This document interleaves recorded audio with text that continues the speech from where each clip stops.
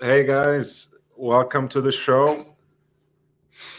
I'm so happy to see you all in the chat. Feel free to help yourself onto the panel if you would like. I'll be talking about watches. I'll try not to scream. I'll try my best to keep my posture erect. I'll try my best to watch my tone.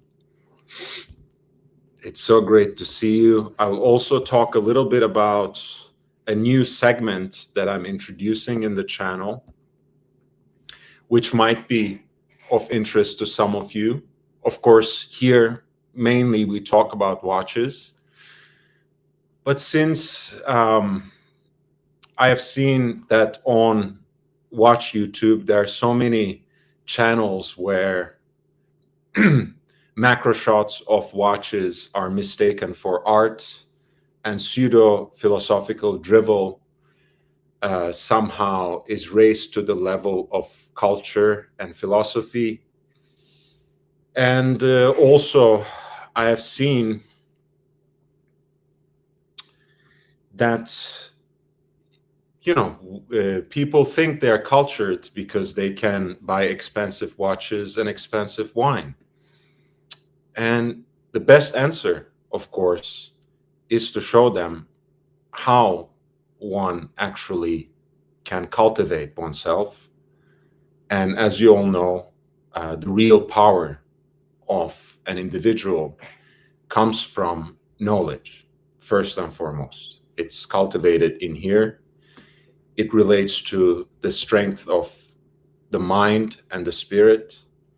And you can only do that by harnessing the strength of your language, the force of the words, and some sort of rhetorical power.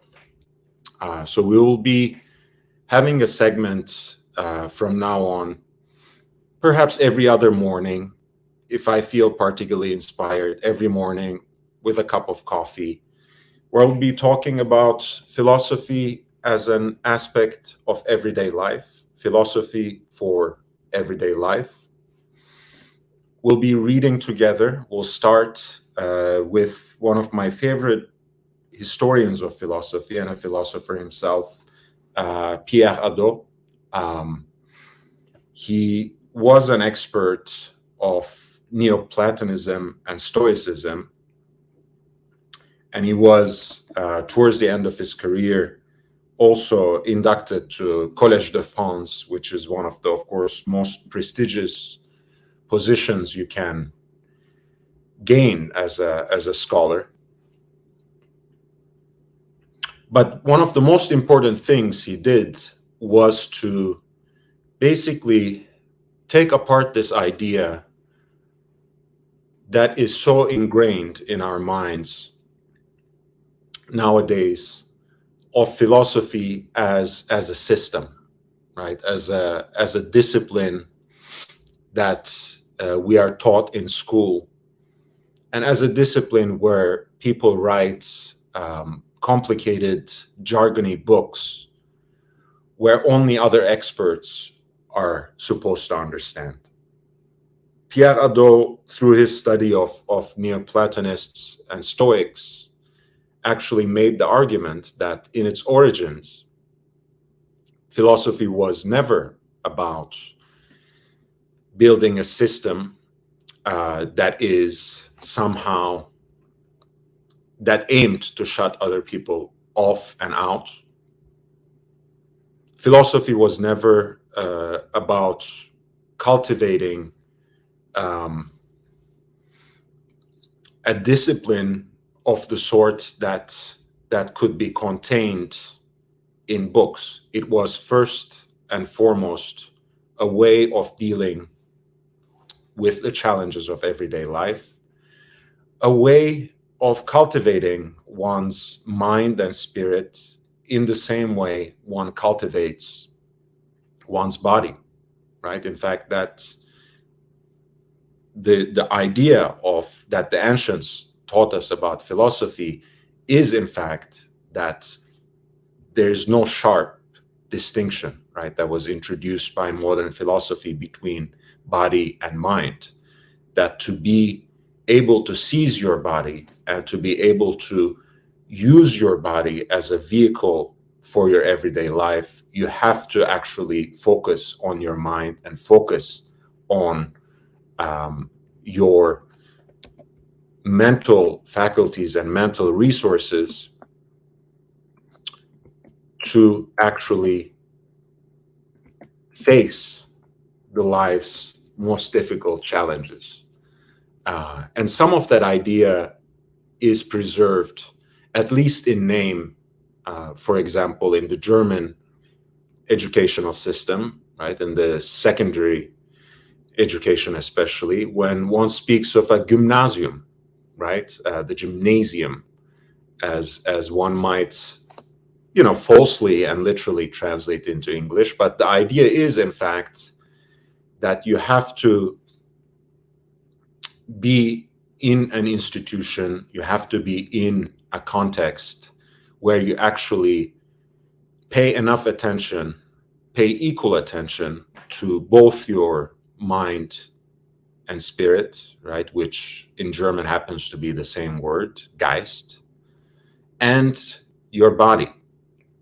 So for us to have this space now, every morning, perhaps for half an hour over coffee, I know this will be, I have a lot of viewers, as it happens, from the UK and from Europe. This could be a time to catch up with them after work as well. And I think this is a great way for us to start the day, or to end the day, in fact, because at the end of the day, if we don't take care of ourselves, we can hardly make ourselves available to others. If we can't take good care of ourselves, we can hardly take care of others.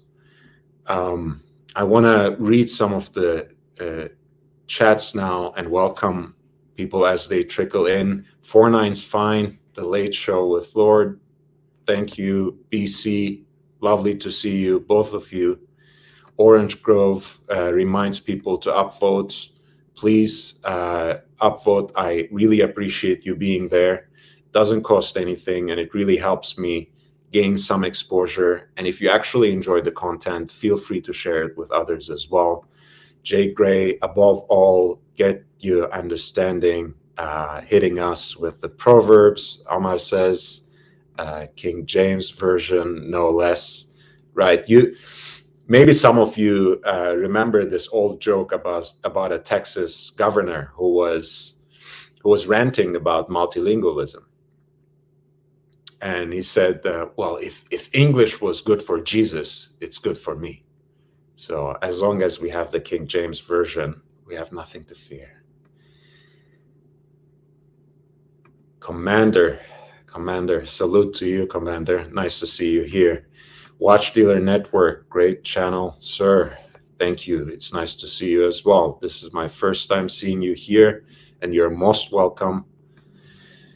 Bezels. A gentleman can cope with himself when he's not the center of attention and allow for the spotlight when it isn't solely on them. A quote never spoken by the grisly anti-Semite. Did you see how he ran away when people started talking about something else and didn't pay attention to him? How miserable. Amar says, I have a master's degree in philosophy. This is my time to shine. Absolutely. It will come in handy. It will come in handy. Look, Amar, I think it comes, it already shows, it does really come through in your comments, Jay Gray, or enjoy some shade, Amar. Absolute bore. Interesting. For me, swimming assists greatly. Yes, one of the great things about swimming and running is when you get into that zone, you find yourself in this mental space where you just can be with yourself, and when you can be there for yourself, when you can actually perhaps tap into some of those inner resources. Some of us might liken it to meditating, so you might want to, in fact, try to empty your mind at those moments. Others might actually want to perhaps think about some of the harder questions and challenges they're facing, and what better time, right? People speak of runner's high, for example, right? When you cross that threshold, when you're doing any sort of cardiovascular workout, that's perhaps a great moment also to think, and to think for yourself. Big Mac, welcome back. Your beautiful Santos in the avatar, I love it. Gymnasium and academia is a way for peers to sharpen themselves. Yes, boxers talk about the boxing gym in the same way. Iron sharpens iron, and certainly thinking minds keep each other honest and ward off that mental rust and corrosion. Mr. P, hello, Lord. Hello, Mr. P. It's so nice to see you. Watch Dealer Network. Sir, would you allow our network to sponsor your channel? Thanks, but no thanks. I don't need any sponsors. This channel is sponsored by the viewers. This channel grows organically with its viewers. All I need from you at this moment is your upvotes, is your likes, and your ability and your effort really in spreading the word far and wide. Post a link anywhere you can in all your social media. Tell your friends. That's the best way to help me.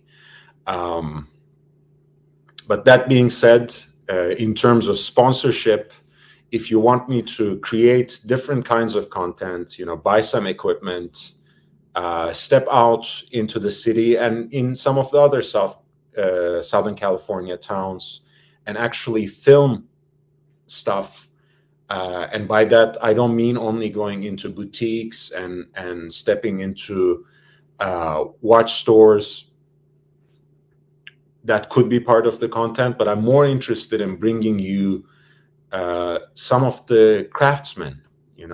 For example, Jay and Shapiro has his workshop here, right? And he is probably the best contemporary modern expert we have in the US for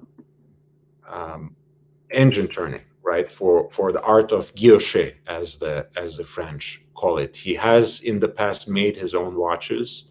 He has a beautiful workshop here, and he welcomes guests with open arms. So if one day we have that sort of equipment for this channel, if we can just start venturing out, it can be as simple as really a tripod and and a gimbal and whatever else. So at the end of the day, I don't need support from any watch dealers at the moment.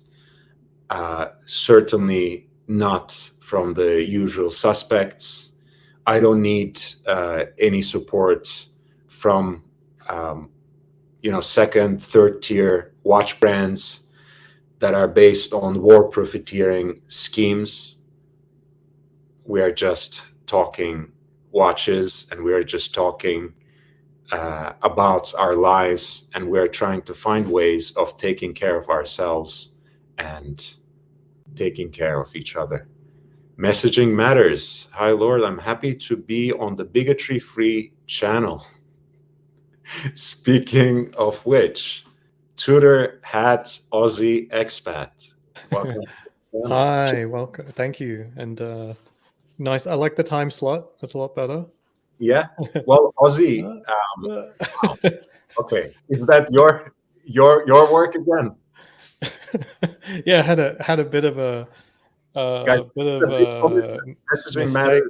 You're holding me accountable. I'm also gonna refrain from body shaming, making fun of people's haircuts, especially since I have this mess going on here, and when I'm badly in need of a haircut myself. So I'll refrain from that. But hey, Aussie Expat almost said welcome, and he has every right, because he has been one of the most consistent and recurring guests and characters in this channel. So it's a pleasure to see him. Yeah, yeah, I had a mistake of my haircut today. My razor electric shaver thing sort of stopped halfway through, and then I was like diagnosing, and then I put it back together, but I forgot to put the shield back on, and then I went, oh, whoa. that's 0 millimeter right there. Like, okay, I'm committed. full jarhead style now. But I think speaking of that, you have I think you have finished. All is well that ends well. All is well that ends well. I think you have recuperated some of the mistake there. Orange Grove says, in terms of sponsors, I was approached by Tropicana once. I can see the connection. Absolute Bore, Larry Holmes fan. Wow, man, that guy had a cracking jab, one of the best in history. Certainly top 10 heavyweight boxers of all time. The Eastern Assassin. Big Mac, this channel is sponsored and powered by the Holy Bible. The Bible is a great I don't know about that. it's a great cultural document, both in its Hebrew Bible, guys, and New Testament. I have great respect for it all, and I learn from every tradition and every human being as much as I can. Jimmy upvoted, thank you so much. I appreciate your support, man. Orange Grove says, is that a VC logo, Meech? I don't know, actually, because let's see. Oh no, that's his Cartier Santos on a Cartier wallet, which I really like. I like that burgundy, I think, the shade of the wallet. I appreciate that. Jimmy, thanks for the upvote again. The Eastern Assassin, yes, Mr. P, love it. Aussie just came in. Absolute Bore, Mr. P, nice to hear. He should be appreciated more. Absolutely. He was really disrespected towards the end of his career. I think I didn't appreciate that myself, but he's a legend. Maybe by King James, i.e. the King James version of the Bible, he meant LeBron. I think it was the Bible, but I'm not a huge Lakers fan, actually. I know I'm not gonna make any friends here in Los Angeles, but I'm not. Consider it done. We'll be in touch. I think you didn't get the message. No, thanks. Thanks, but no, thanks. Loose Tooth, Lord, see if you can visit Steve Hallock. I think he's in LA or was in LA. Do you know who Steve Hallock is, Aussie Expat? I don't. No. Let's see, Steve Hallock. TikToking.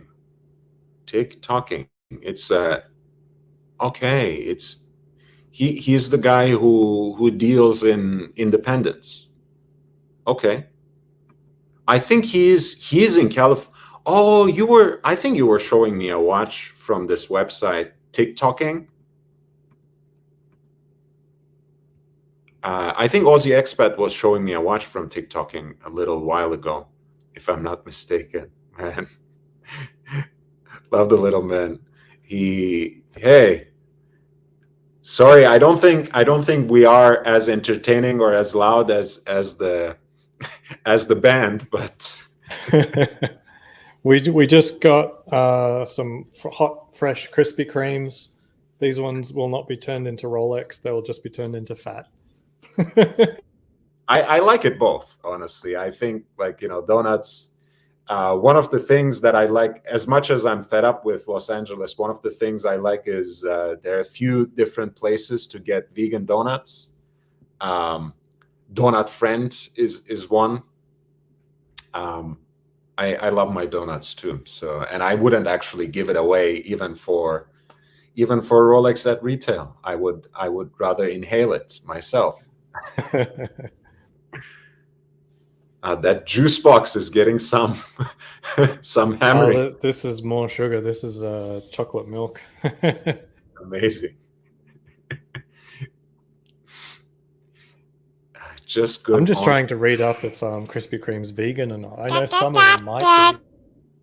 Hello, friend. How are you doing?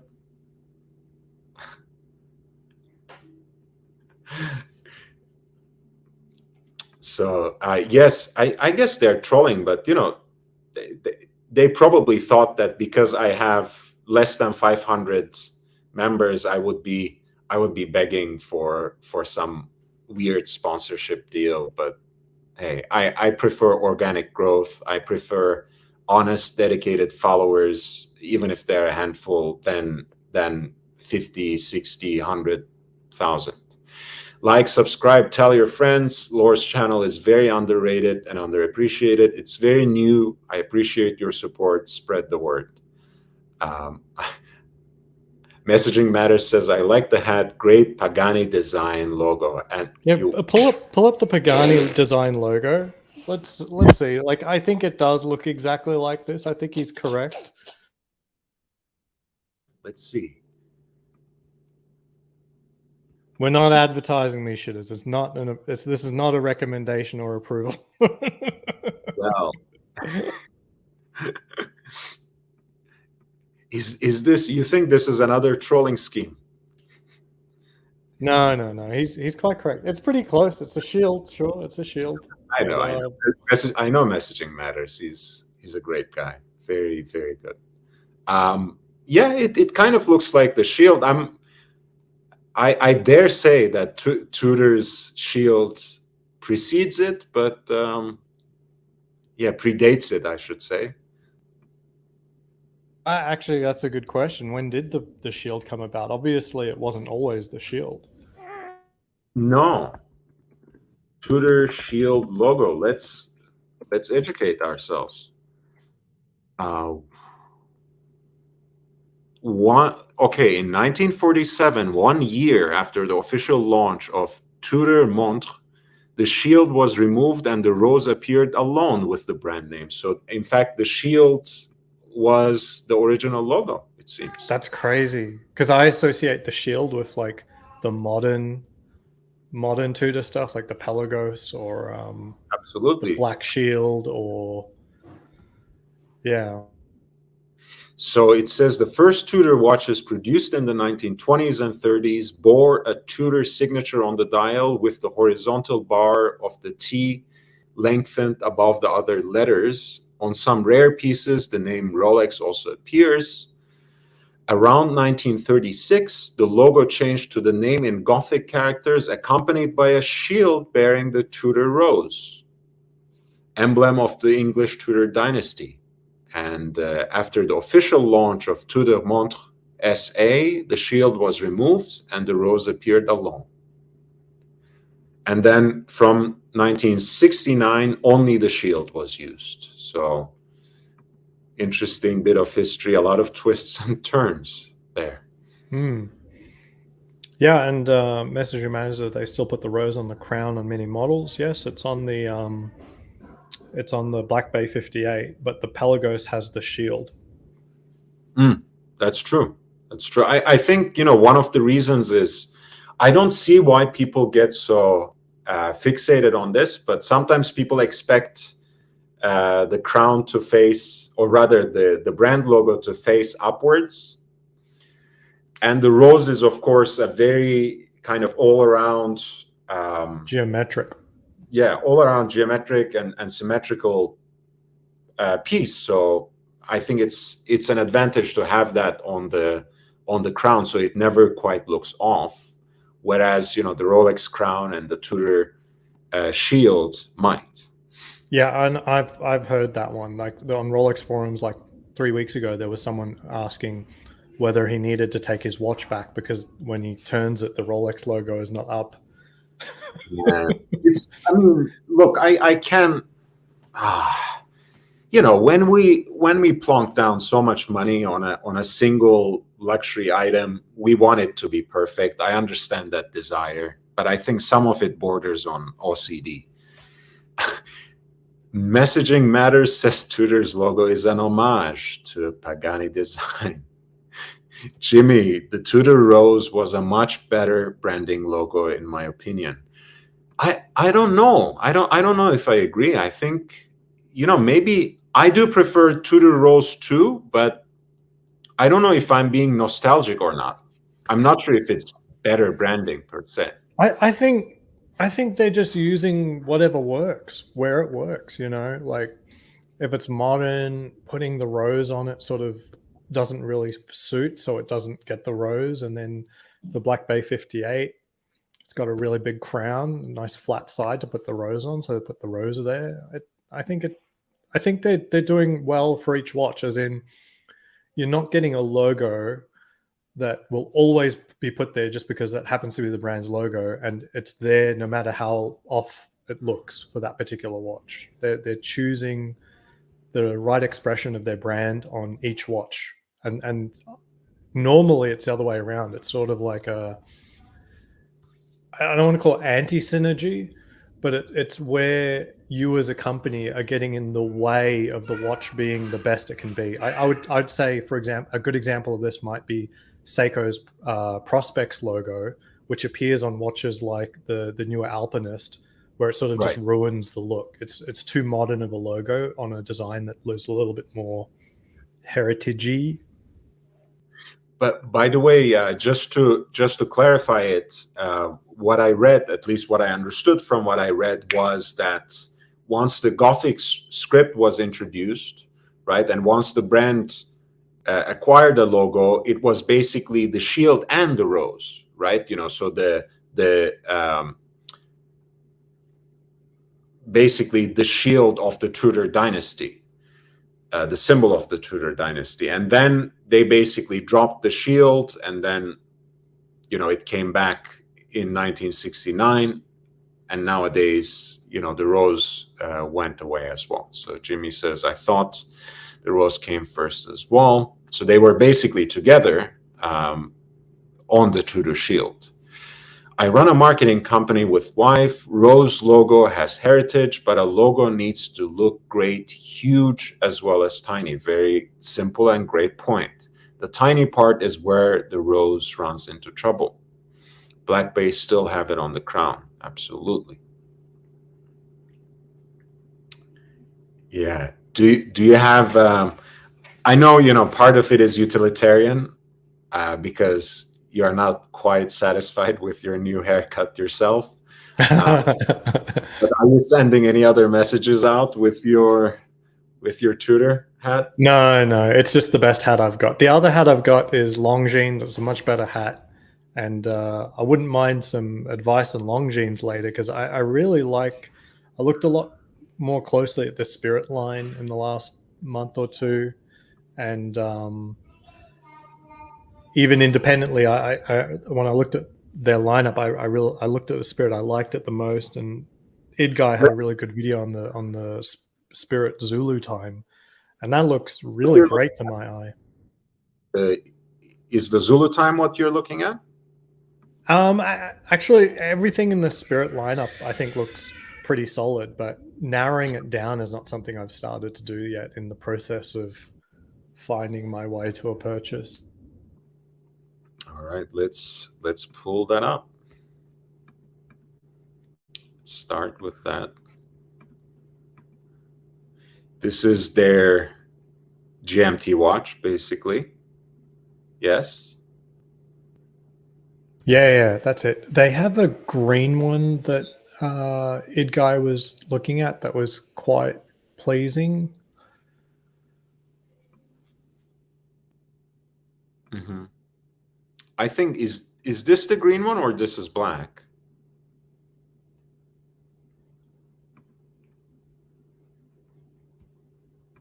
Let's see. Watches, our collections, sport, I'm assuming. It might be my screen as well, because I was playing with HDR settings, and that can really throw color off. That's the green one. So this is, look, Okay, this is okay. this is the black. Yeah. And you can, I think you can tell by the accents as well, because this has basically, at least at the end of the kind of the floating GMT hand with a blue accent at the end and blue writing for Zulu time on the dial. And then you have for the, oops, that's not what we're looking at, Longines Spirits. For the green one, you have gold accents going with. Yeah, this one with the gold. Yeah, this is it. And yeah, what I like about it is I really love all the applied indices on the dial.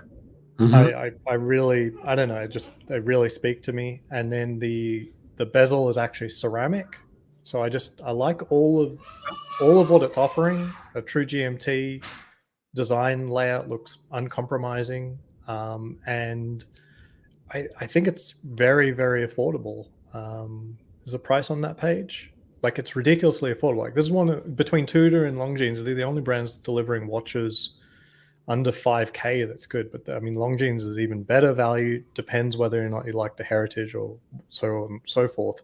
Yeah, but I think Longines is like the number 4 watch manufacturer in the world. I think it was Rolex, Cartier, Omega.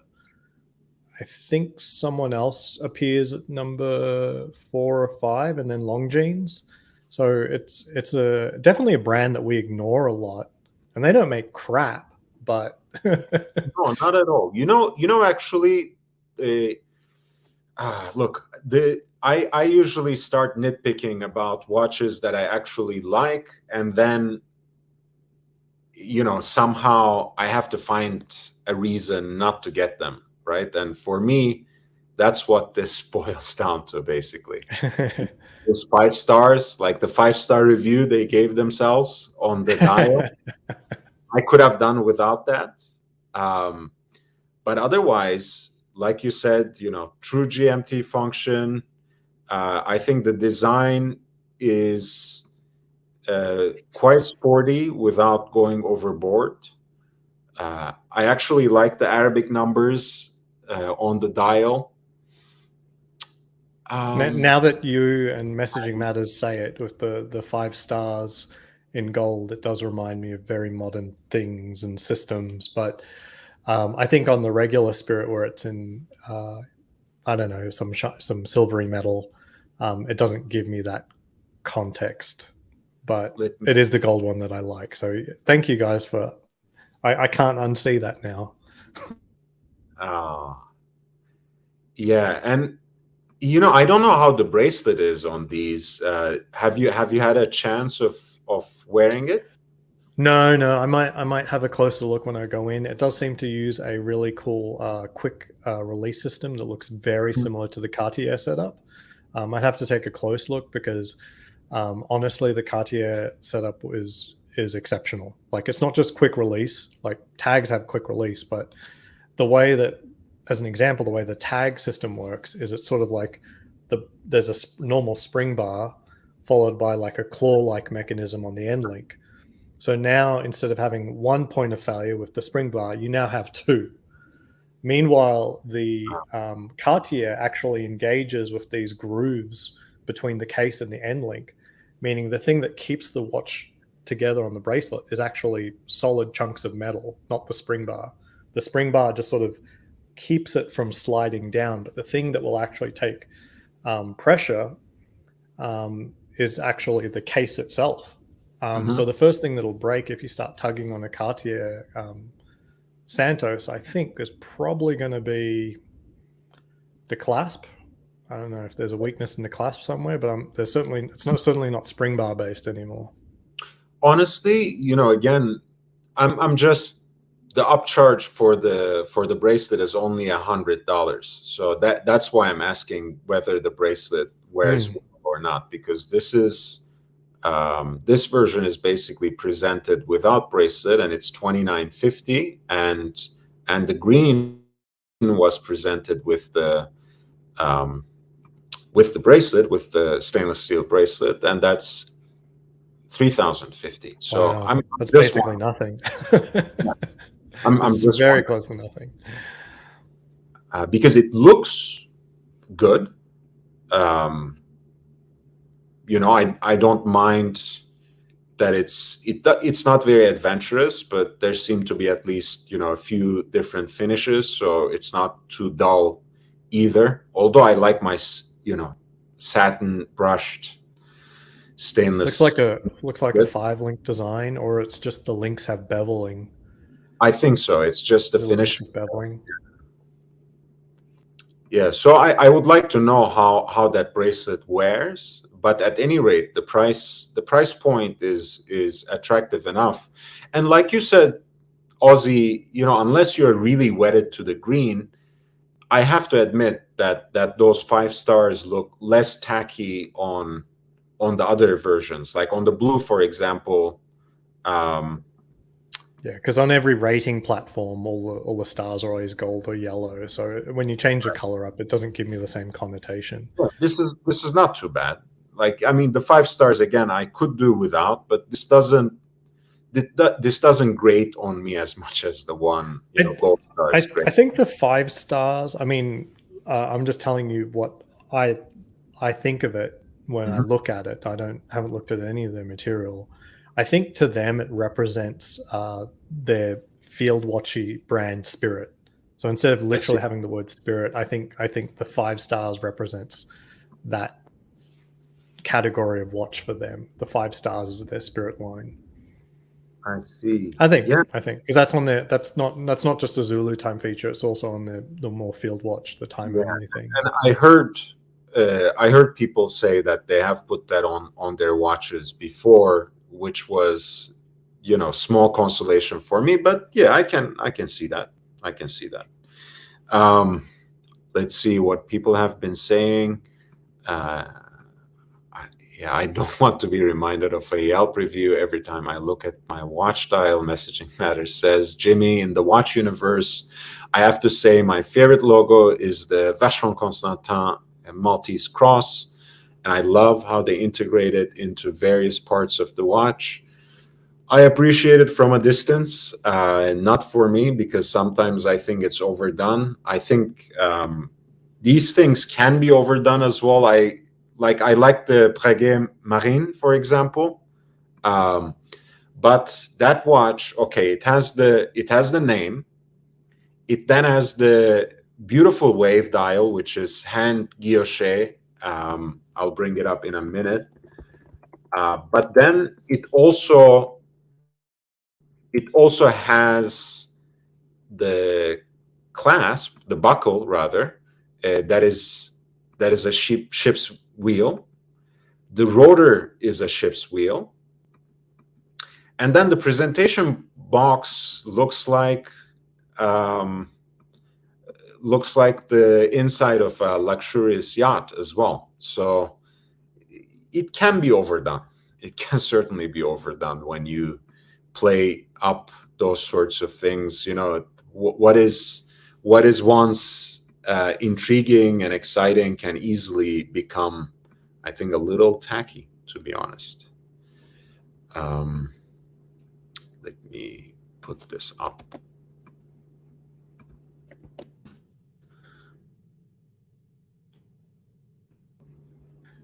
Sorry, just going back to Zulu Times bracelet. So it appears their quick release system actually is putting out the bar inside of the end link, as in there's only one point of failure. It's still the bar itself, but it's got a push button to sort of retract it.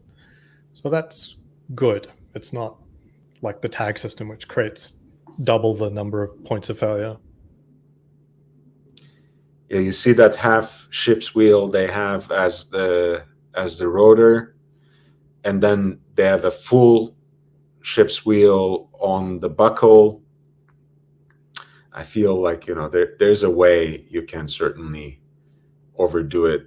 I actually like the watch because it has all the, you know, Breguet things going for it. Even though it doesn't have the Breguet numerals, it has like a sportier version of their hands, and it kind of looks like looks like a pocket watch converted into a wristwatch. It has the coin edge decoration on the sides, which we can't see here. Maybe in their video we can have a look at that a little.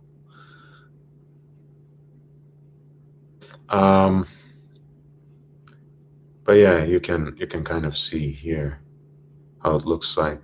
But yeah, I mean, I love this watch, for example, but at some point I said, okay, it's they're trying a little too hard. And I forgot. Yes, the crown too. It looks like a propeller. Did you see that?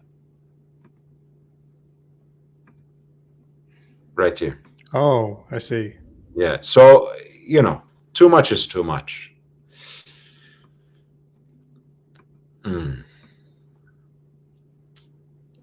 Eric L says the Longines Heritage Diver with internal bezel is amazing. Makes for piece that is much more versatile in dressy scenarios while still being swim diveable. Do you know that model, Ozzy? I looked a little closer at their divers, but not that particular model with the internal bezel. But certainly, I had a friend who really had an original budget of under 5,000. He said he did like the look of a submariner, so a diver. And there aren't that many quality divers under 5,000.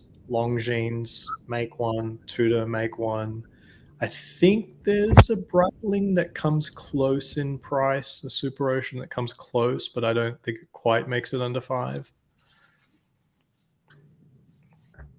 Oh, by the way, to mitigate what I said about Vacheron Constantin, they used to have these older Malt series of chronographs. I did a little video on them earlier, so you're welcome to check it out. I'll drop the link in a little bit. And they have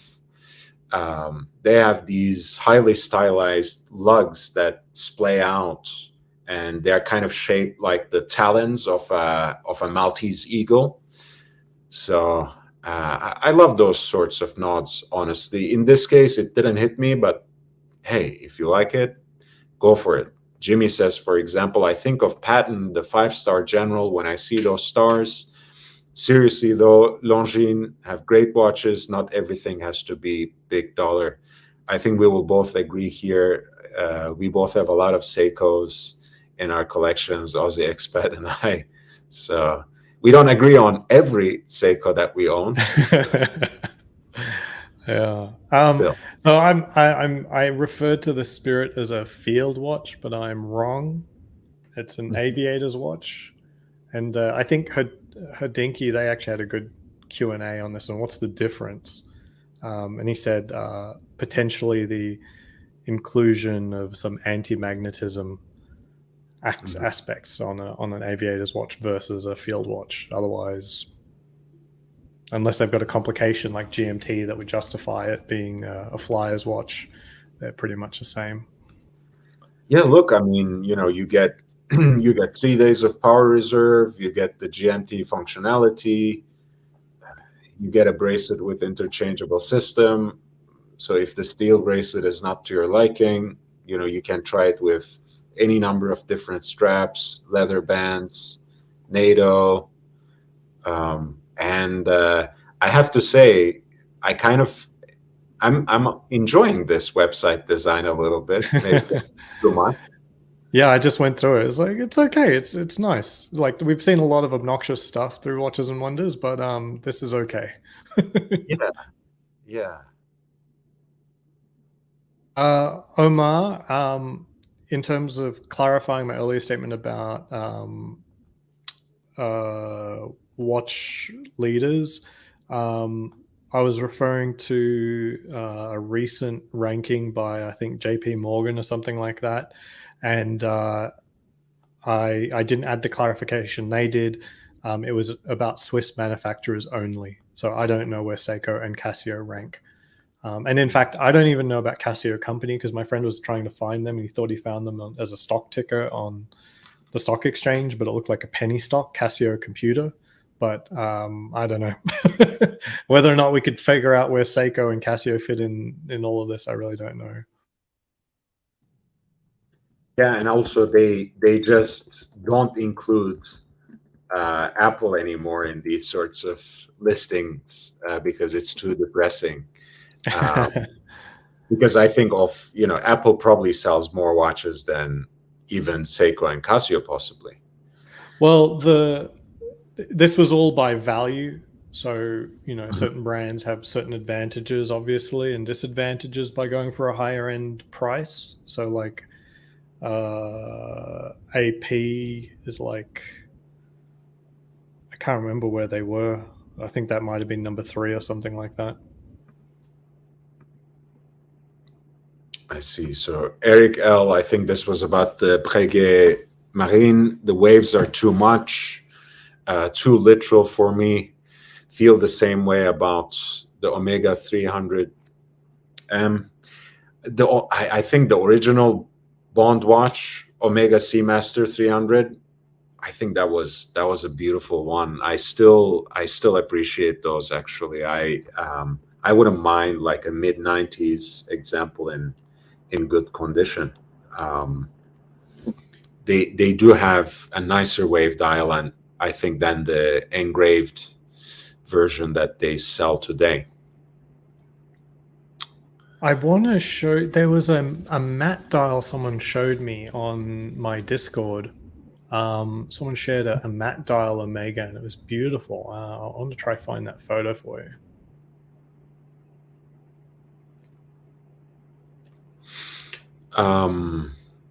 Thomas Vacheron is outstanding. I completely agree. I think they make great watches, and they're still in the secondary market, especially some of the discontinued models. They're still so underrated for the kind of watch they are, especially, those produced in the first decade of 2000.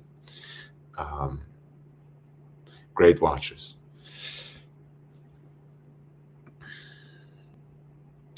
Hermes was making straps for Apple Watches. They still do. And Hermes makes great watch straps. As you know, I'm a huge fan.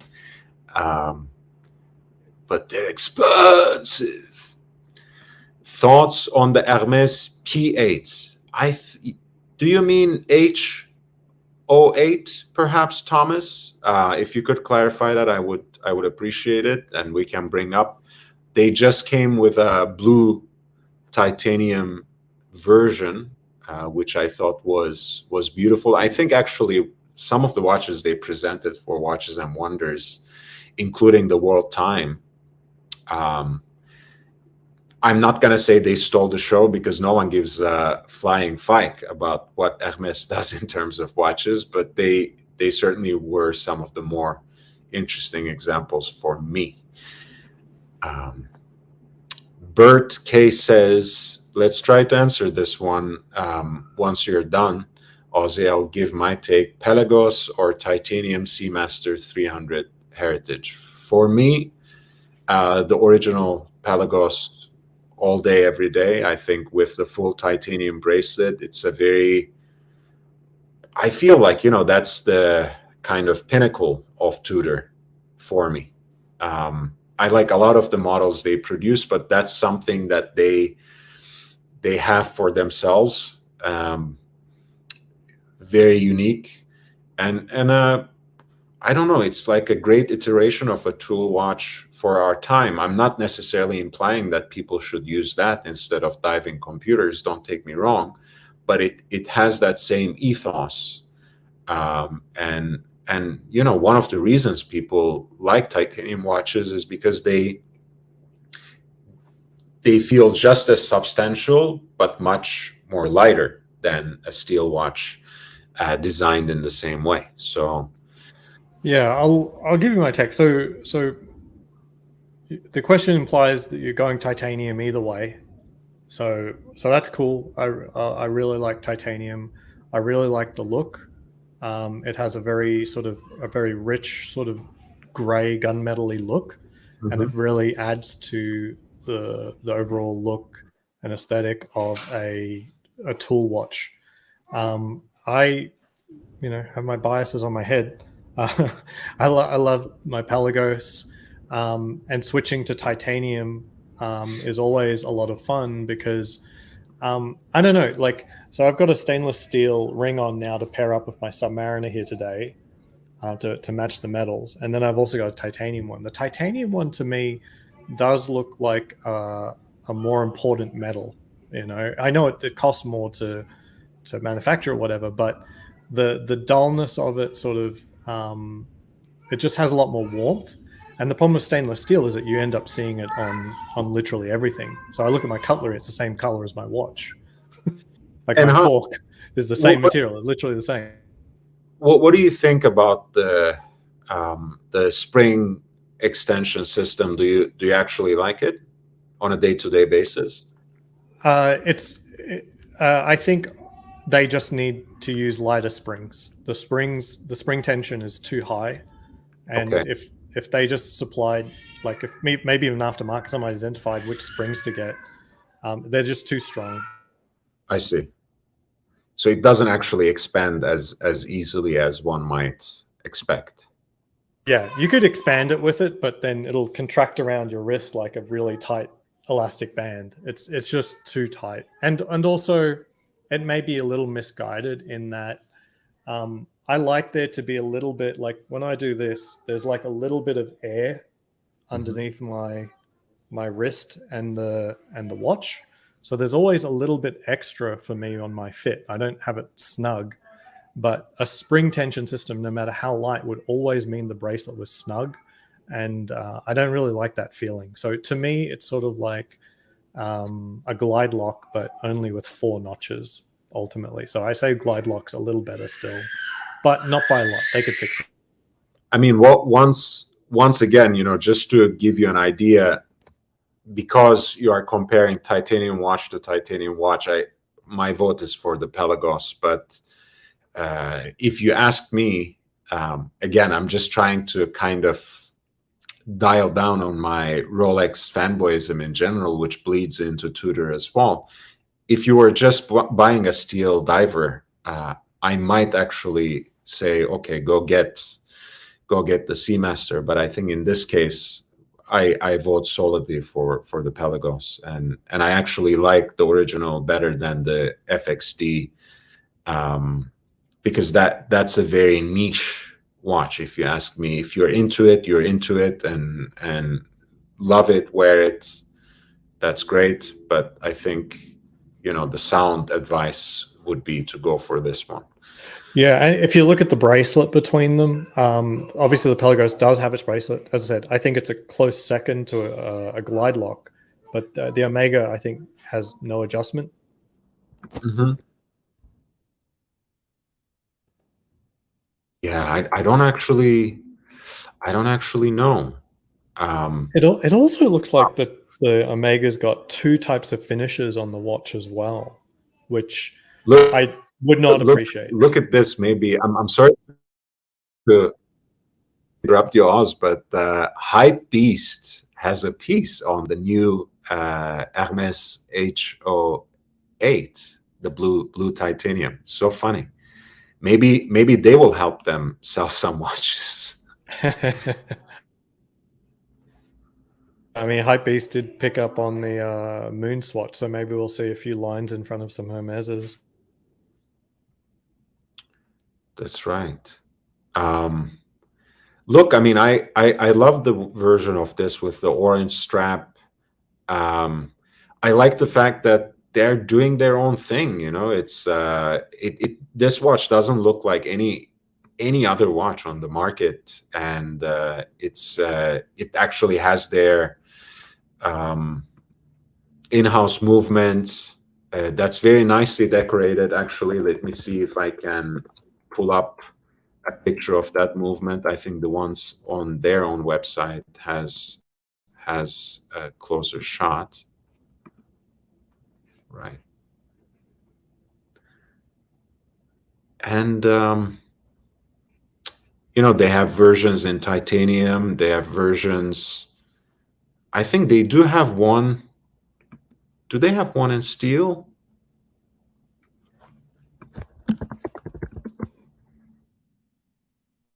I'm not sure. No, I think even the full bracelet one is the. Yeah, even this is even this is titanium. Okay, so I wonder how they're achieving that polished surface. I've never seen polished titanium. if have you seen Lange's new Odysseus, the limited edition they brought out? No. That was incredible. Oh my God. We will pull that up next. But yeah, this is some great work too, because again, we are usually we usually associate that sandblasted, almost gunmetal gray look, as you said. Of course, there are different grades of titanium that can take different sorts of work.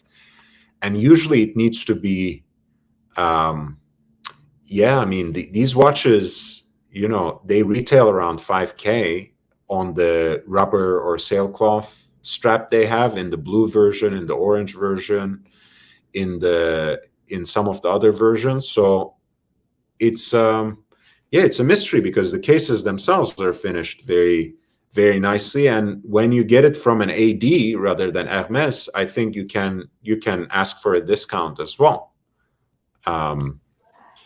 Interesting. Thomas and Loose Tooth say grade 5 can be polished, grade 2 cannot. I appreciate we do have some material know-how here. That's interesting. I actually really do appreciate that the Pelagos is 100% brushed. It means I just don't think about it as much. It's sort of like it's one step above, no PCLs. It's like, okay, the flanks aren't brushed, aren't polished either. And I'd like to understand, if someone's like a real expert here, the differences between the grades of titanium, because I'm not exactly sure that there is, quote unquote, like the higher number is better. I mean, it's like materials. Like there's usually no prejudice between materials in terms of which one's better. They all have different properties, right? So I'm not exactly sure what people refer to when they say grade 5 is better than grade 2. Thomas, new buying experience, great Hermes, but I appreciate value, très chic. Look, I mean, it's they have actually sold a lot of those when they came out with the first few models in that line. So and they are, I mean, they're not marked up so incredibly. Again, it's not a under 5K watch like your friend was looking for, but for the kind of titanium they use and the way they finish it, if you're into the aesthetic, I love square watches myself. I remember someone asked me, what would be one watch that you would want to buy and the entire community would come after you? I think that would be H08 for me. I might actually end up getting one, and I'm sure I won't be it won't be appreciated by most in the community. Angelic Slayer, welcome back to the channel. Grade 5 titanium, super polished, 3939, perfect. Yes, it is a very nice size, by the way. Has a lot of presence, and it doesn't wear too big at all. New 50 fathoms bathyscaphe is grade 23 titanium. Okay. Thomas says, yes, the Lange is badass. This is the Lange, by the way. Grade 5 titanium, full bracelet. You can see all the play of polished and I think sandblasted surfaces. Yeah, and Orange Grove's right, like 20. It is 23. So I was looking through this. There's a lot of grades of titanium, and I'm not exactly sure that just the higher number is better. Like it, yeah, there's a lot of different reasons to use different metals, basically. But grade 2 is a pure titanium, while grade 5 is an alloy. I don't know what 23 is, but it. There's like, for example, 904L that Rolex uses for stainless steel is not a better steel than the 306, is it, for that's used in everything else? Like to say that it's better means you have to qualify that with the property that you actually desire more. You know what I mean? And like we use gold for watches, which is clearly a horrible material. So I mean, like like trying to ascertain which metal is better obviously has to come with a certain level of prejudice when we're talking about jewelry. Mm-hmm.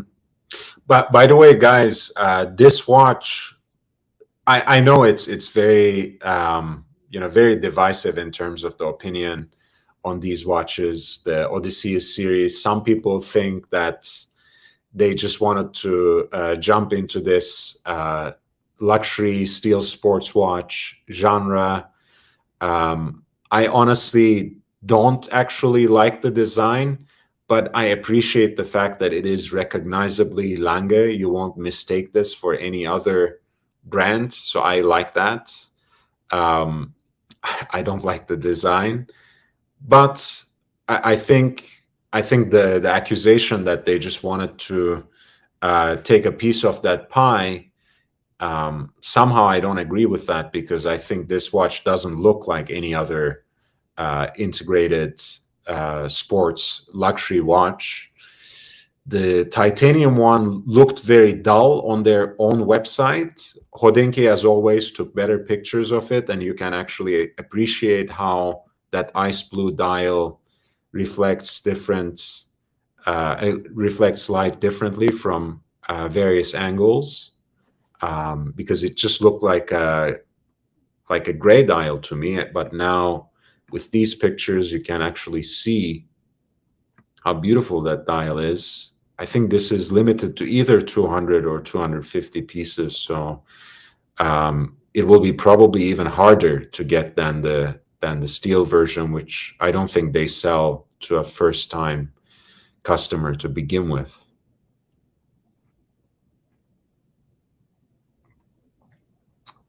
Yeah. Yeah, nearly 50 grams lighter than the stainless steel. So this should be very interesting. I don't know. I actually want to call the boutique they have in South Coast Plaza and see if they at least get one in, and maybe I can actually get a look at it, at least try it on.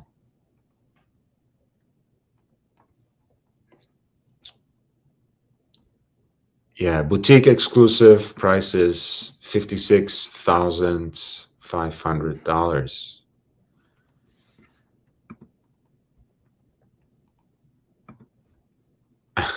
I added a link for a comparison of grade 2 versus grade 5 titanium, and I haven't been able to find such things that easily, but it is interesting. I think you have a wrench, right? You can drop these links in the chat as well. I put in private chat. Okay, I just put it in the chat, but I think you have a wrench. Do you? Post the comment. I don't know. Post a comment in the usual, in the regular chat if you have it open. Yeah, I got the wrench.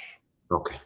So in the for future reference, if you want to, you can post links yourself in the chat as well. Orange Grove says, I'd like an edible watch. We are 2 days away from 420 now, but why not?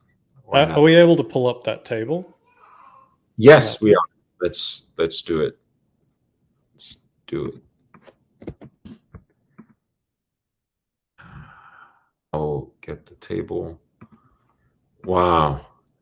Ratings poison. Well, I mean, what's interesting is that on things about strength, it looks like grade 5 has it all over grade 2. However, for corrosion resistance, it looks like grade 2 is better. And I think that's because grade 5 is actually an alloy, while titanium grade 2 is pure titanium. So normally an alloy makes their base metal better. You don't add things to it to make it worse. So that's what the alloying has done.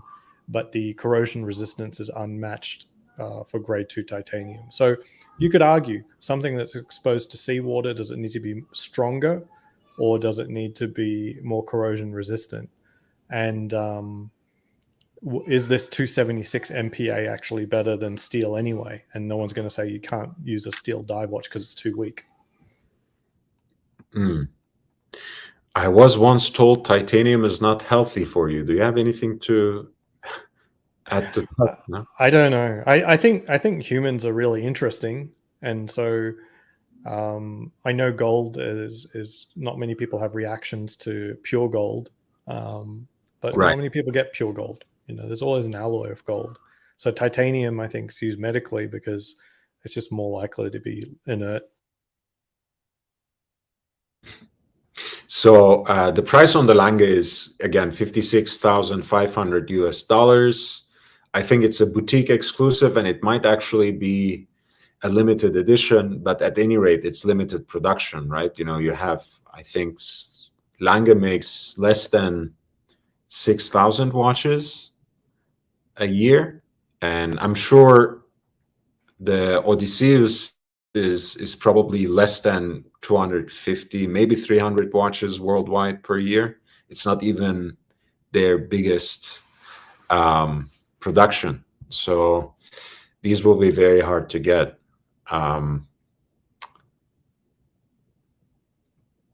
Yeah, a unique bracelet guy. This checks a box. Absolutely. I mean, you won't see many titanium bracelets finished like that. That Lange.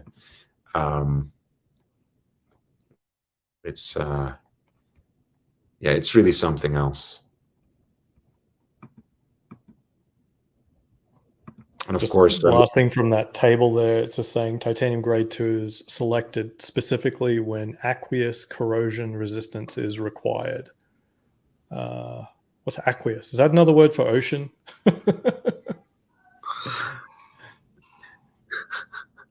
no comment. Oh, you didn't mean, you meant ocean as in the body of water. Yeah. I'm just like, is this like a lot of people criticize the Pelagos for being grade 2 or other watches for being grade 2 versus grade 5. Well, why aren't they grade 23 or a higher number? It's like, it really depends on why they were selected. And ultimately, this is just jewelry. So Right. I think someone, was it Thomas, brought up that grade 2 scratches easier. I'd have to get my hold on a grade 5 watch and see what it is. So my understanding is the scratches on titanium watches are of the outer layer, which is titanium oxide. Now, whether or not the titanium oxide on grade 5 scratches easier than the titanium oxide on a grade 2 watch, I don't know. Yeah, I want to also, I'm double checking in the background whether the Hermes HO8, yeah, what kind of titanium they use. Yeah, I don't see any information on that specifically. I mean, ultimately, we accept watches in gold, right? Yeah. Everose, white gold, and none of these are pure gold. So there's no, I don't think there's a superior argument for inertness when you're talking about 18 karat, although it's pretty good. And then the fact that almost every other aspect of the material is not as strong. I mean, we can choose what we like ultimately. Yeah.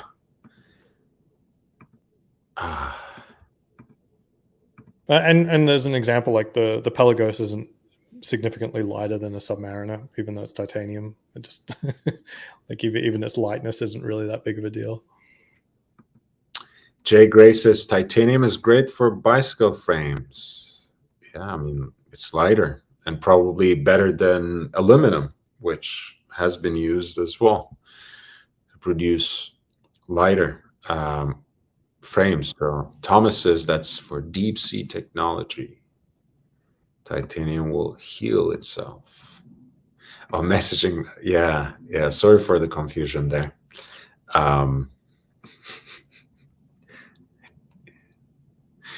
The criticism is it scratches and shows, but grade 5 is less vulnerable. Titanium is hard to work with. Mm-hmm. On the bicycle frame one, I wonder, like aluminum is very light, and so competing with it is very difficult. But it really comes down to workability too. That workability aspect is really important because Pound for pound, you're going to get more strength out of titanium, and so you could get the same function for lighter weight using titanium than aluminum. However, unless you can get the titanium into that form and that shape that is actually using less of it than you would aluminum, then you may end up in a completely different position in terms of weight and qualities of it. Like, you can't just make a traditional aluminum frame and just say, how about we do the exact same design except make it titanium instead. It would simply result in a stiffer frame, which may be desirable, but it wouldn't be advantageous from the perspective of weight saving, which is what titanium is normally there for. And inertness. I don't know anyone who cares about inertness of aluminum versus titanium on bicycle frames. Titanium is the most comfy frame. Interesting. I don't know. I've never actually tried titanium bicycle frame. Longevity, Jay Gray mentions, flexible frame, best comfort. Aluminum is hard, vibrates. Very interesting.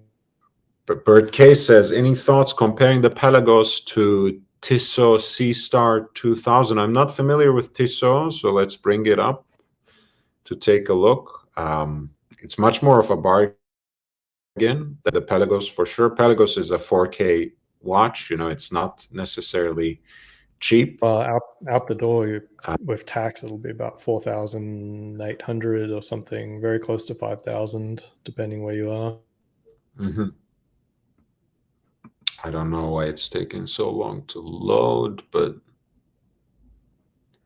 yeah, out of the gate, I have to say, I kind of like how this looks on the rubber.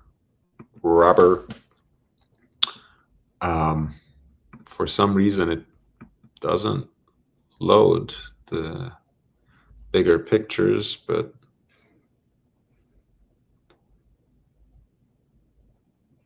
yes. Do you know anything about this model, Oz?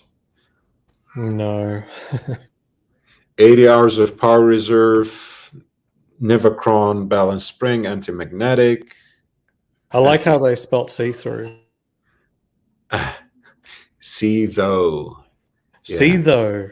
As if you could see through the case. Yeah, it's like as though. Is this just a sticker on the back of the movement?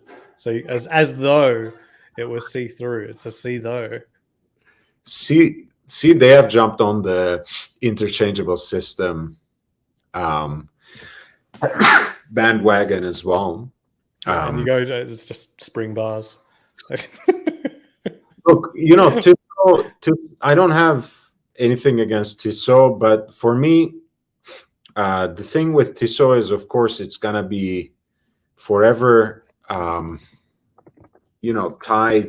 within the Swatch group to Omega. So it is going to play second fiddle to Omega always in some way or fashion. It's not going to produce better watches than Omega or Longines for that. Longines is Swatch group as well, no? That's correct. Yeah, so as far as I know, it's like the standing is basically Tissot, Longines, Omega. So I like the look of Longines divers, but I think you're spending triple the price compared to this. Yes. Same thing with, by the way, George Voorgees. Welcome to the channel. Similar to Oris Aquis, of course. With Oris 2, you are paying multiple times this. I mean, I would honestly, it's a very different watch and a very different segment than the Tudor Pelagos. So I would hesitate to compare them.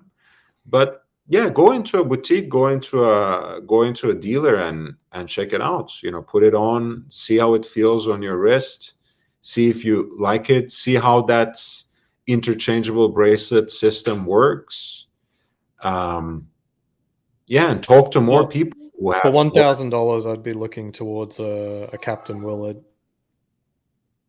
for a diver. Yeah.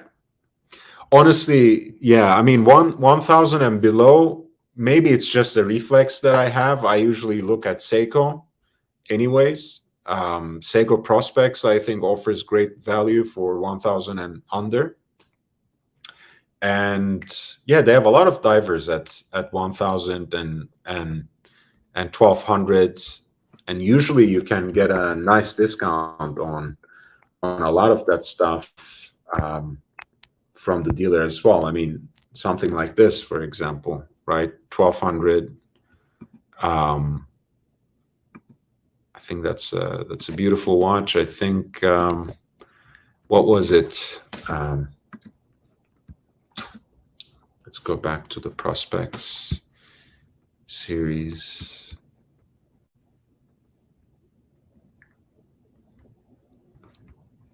I mean, they have, of course, a lot of those watches on a bracelet as well.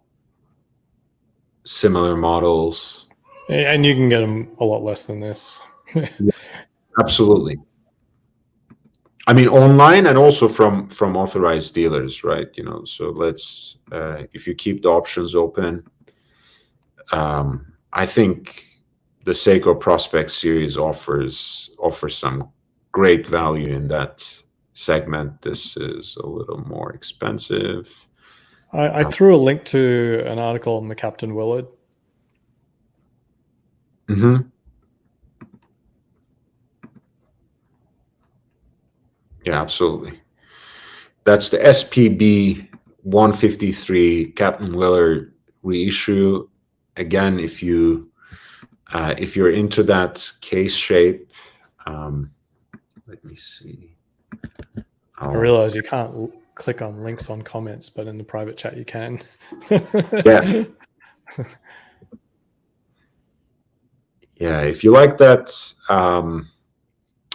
turtle-like case shape that the Captain Willard has, it's a little more stylized, of course, than their regular turtle.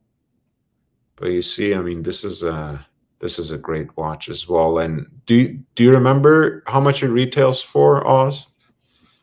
I have no idea about retail, but to buy one, you are looking at about $1,000. I don't think under 1,000, but 1,100 is probably about right. Mm-hmm. Yeah, 1,100 MSRP, so you can probably get it around that price or a little under.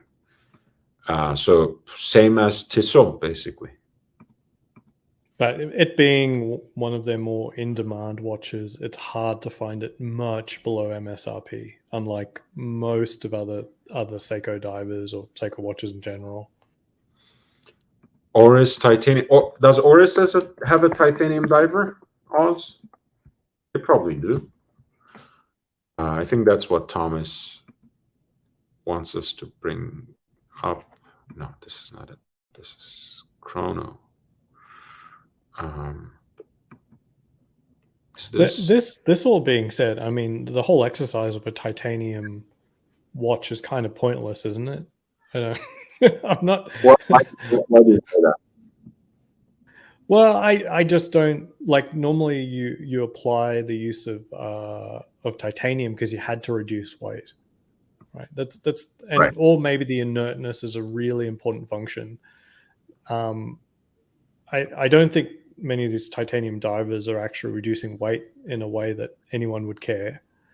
And then you'd say, well, that's more corrosion resistant. And that might be true. I'm not exactly sure if like the best stainless steels, how much worse they are than titanium. That being said, nobody is shying away from stainless steel watches. Like, no, my divers must be all titanium. Like, no one says this is outdated. We use titanium now. Thank you. I haven't heard this either.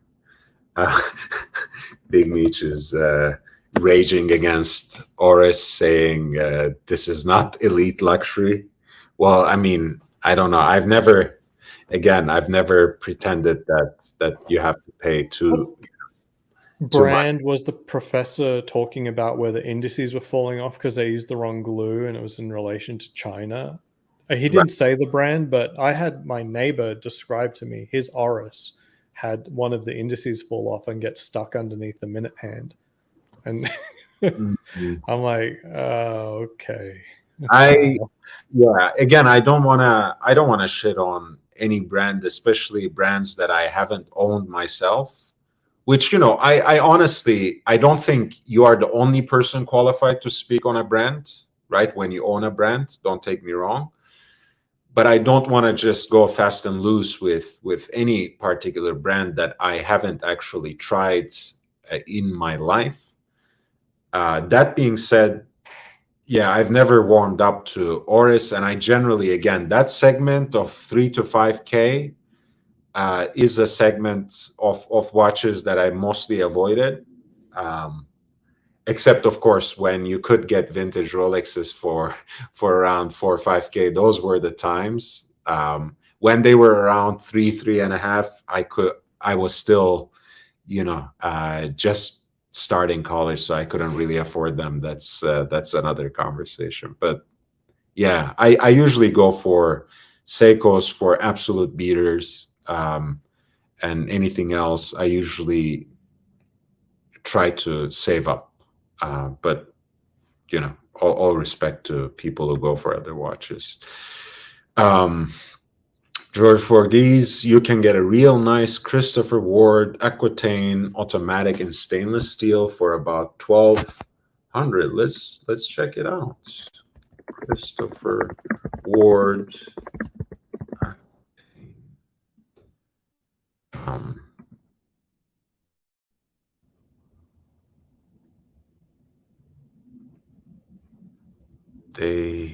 Let's see, they have a lot of different different colors and materials and functions within that line. So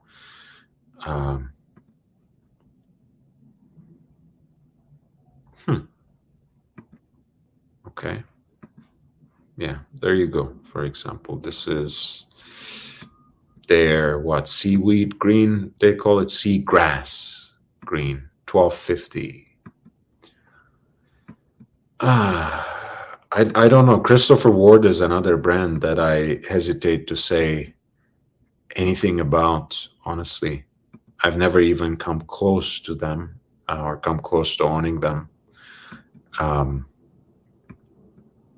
I'm not sure if I would. How much is this watch? 1,250, I think. Yeah. I think at this, again, maybe I'm just maybe I'm just an idiot, but and I stick to my habits, and that tells me Seiko prospects all day. I'm getting homage vibes here. I don't know, man. Yeah. Well, I mean, Christopher Ward was more homage when it first started getting really popular. I think they have started gaining their own character by now, but still, Yeah. there are elements you can see for sure. Yeah, I mean, it's symmetrical, so it avoids it, but yeah. Yeah. I mean, honestly, it's not gonna show it again if you don't mind your watch. Mm. I mean, it's not gonna compete with the Hulk, so to speak. But yeah, See if and I can and catch some again, light. guys, this is a lesson in how that watch actually is much more subtle from most angles than the green bezel insert and green dial, sunburst Get some green light dial. on. So if you put some very bright light on it, so I'm just Yeah. shining my phone straight at it with the flashlight on, not just the thing. Yeah, you get the sunburst. So you go outside, you get the sunburst, but otherwise it looks pretty black or even Starbucksy, depending on whether or not the bezel is taking color or not. Yeah, I think it's a very nice watch.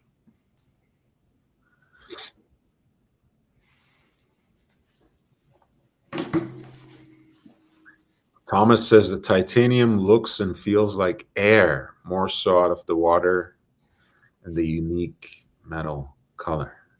And Oz agrees. I really like the color of the metal. Big Meat says, I'd rather have an Oris or than a tag, to be honest. Why, yeah, why not just avoid both? If you had, but I've got a friend who's a real old school Hoyer fan, and he's halfway to convincing me that the Ortavia Hoyer chronograph, basically the tags that don't have the word tag on them are okay to buy. by the way, Angelic, this is a very good point. The older generation of Air Kings, the vintage Air Kings, still mostly very affordable, under 5K, all the way down to 3 perhaps.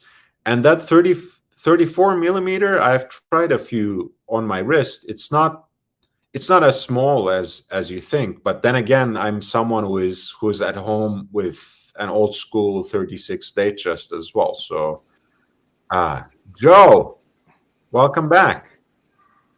What's going on, guys? Hey, welcome. Nice to see you, man. Do you have a no date? Yeah. Oh, that's too cool. 11 series no date.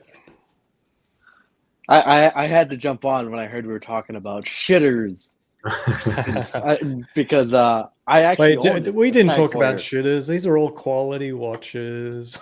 Quality wristwatches. No, my first luxury watch is a Tag Heuer. No, Big Mac. For me, honestly, I like honesty and transparency.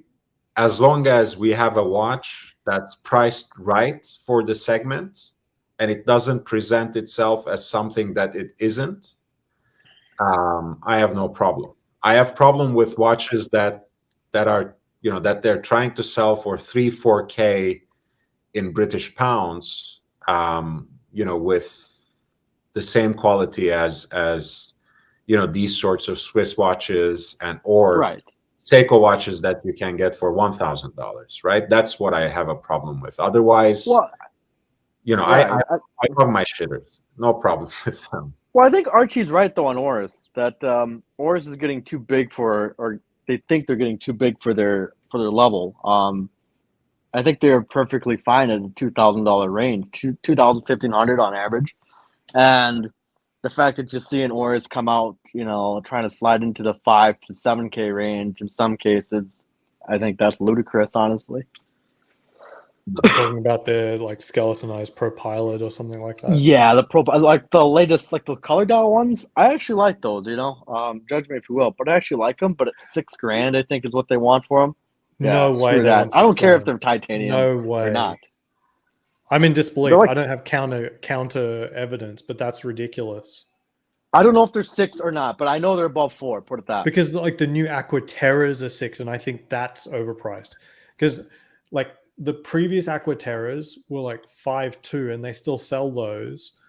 And the new ones just have different color dials, and they're 6K. I'm like, what the hell justifies? Yeah, they're more than the Seamaster. I brought that up to Timmy, and Timmy's SMP, yo, what the hell? He's like, yeah, SMP costs less. It's ridiculous. And it's a better watch. It's a better watch at a better value. I mean, you'd be stupid not to go for the SMP at that price.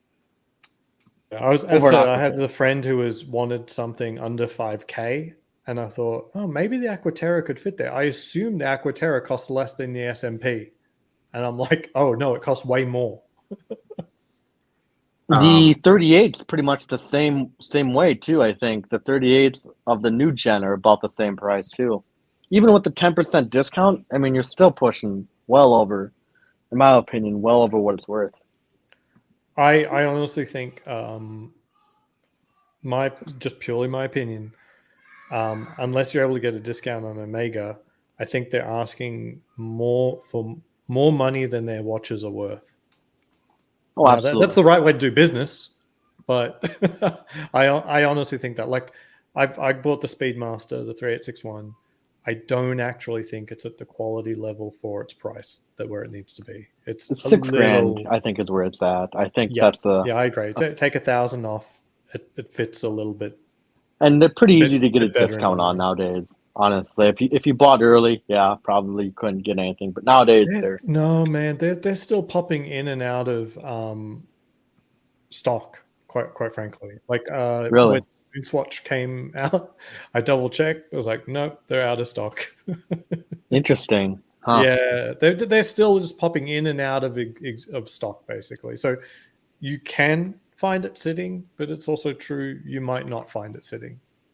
A quick update on Angelic Slayer's comment. I completely agree. I think, you know, smaller watches, it's all about proportion. Again, smaller watches can look very odd on people who have a larger build, large wrists, you know, a little bit, maybe too many pints of Ben and Jerry's, as we were talking about. It might look comical, but if you can pull it off, I think a 36 Oyster or even a 34 in a Rolex Oyster case, they actually give them a chance. If you come across an older Air King like the 5500s or 6994, which is a manual wind, take a look at them. You know, put it on, see if it is the right one for you, and you can still get a great deal on them. I'm not gonna say that they will somehow shoot up in price, probably not. But that being said, I think they still offer great value. Apparently, Diego was offered this weekly calendar Patek that we were just talking about. For me, I love this design. I love the complication. I think it's in terms of the design, it's just the perfect mix of playful and supporty and just classically elegant. But you know, for a steel watch on a strap, I know it's a Patek and I know it has a unique complication. It's almost $40,000. I think that's stretching it a little bit. My Yeah, for understanding steel. is you buy one of their. Is this a grand complication? No, this is not grand complicated. This is complication series. Sorry, complicated. Yeah, okay, yeah. You buy this if you like it and also want to get on the waiting list for a Nautilus. Yeah, I think that was basically the deal that they were offering Diego, essentially, because Diego is on the wait list for an Aquanaut, basically. But probably they were trying to see him, you know, see if he will bite this one, and maybe he will then have a better chance in, yeah, in getting a. I think I You know, saved a list somewhere. Someone was with a Patek AD, and they finally relented and told them the truth about how to get one of the sports models, and they said you got to buy something like this, and they gave them the list. Bend over. Let me see if I can find it. Oh wow! Wait, 49's fine. Thank you for your contribution, man. And I think you also sent me your watch collection.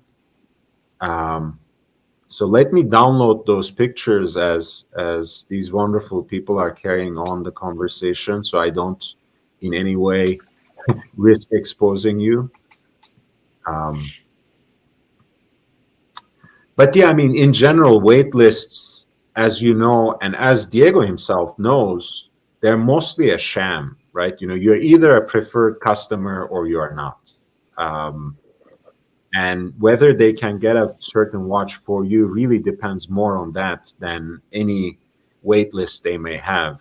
I mean, they might show you something, but look, I mean, I've heard of experiences where people even put in a partial deposit and still not, you know, eventually get the watch they want and have that deposit returned. So Yeah, that was pretty much me, but I was impatient though as well. Yeah. So Yeah. I've got a paste here. I cannot remember the source, but they say the complication range, of which there are 40 models, 38 of these would apply for a first-time purchase. The exceptions being a 5212 A001 and 5231J. Otherwise, the rest here in the link qualify. complications. The Calatrava line, 17 of the 18 would apply as a first-time purchase. The only exception is a 5088 100P001. So this model basically that Diego was presented with was still an exception, 5212. This is a 5212 weekly calendar, 5212A. Interesting. I think he needs to talk to his AD. Would Yeah, this help, you or need is to this grab it. in lieu of, because they think they're doing him the favor by offering this one? Yeah, these go. Hey, Stephen Monash, thanks for jumping on.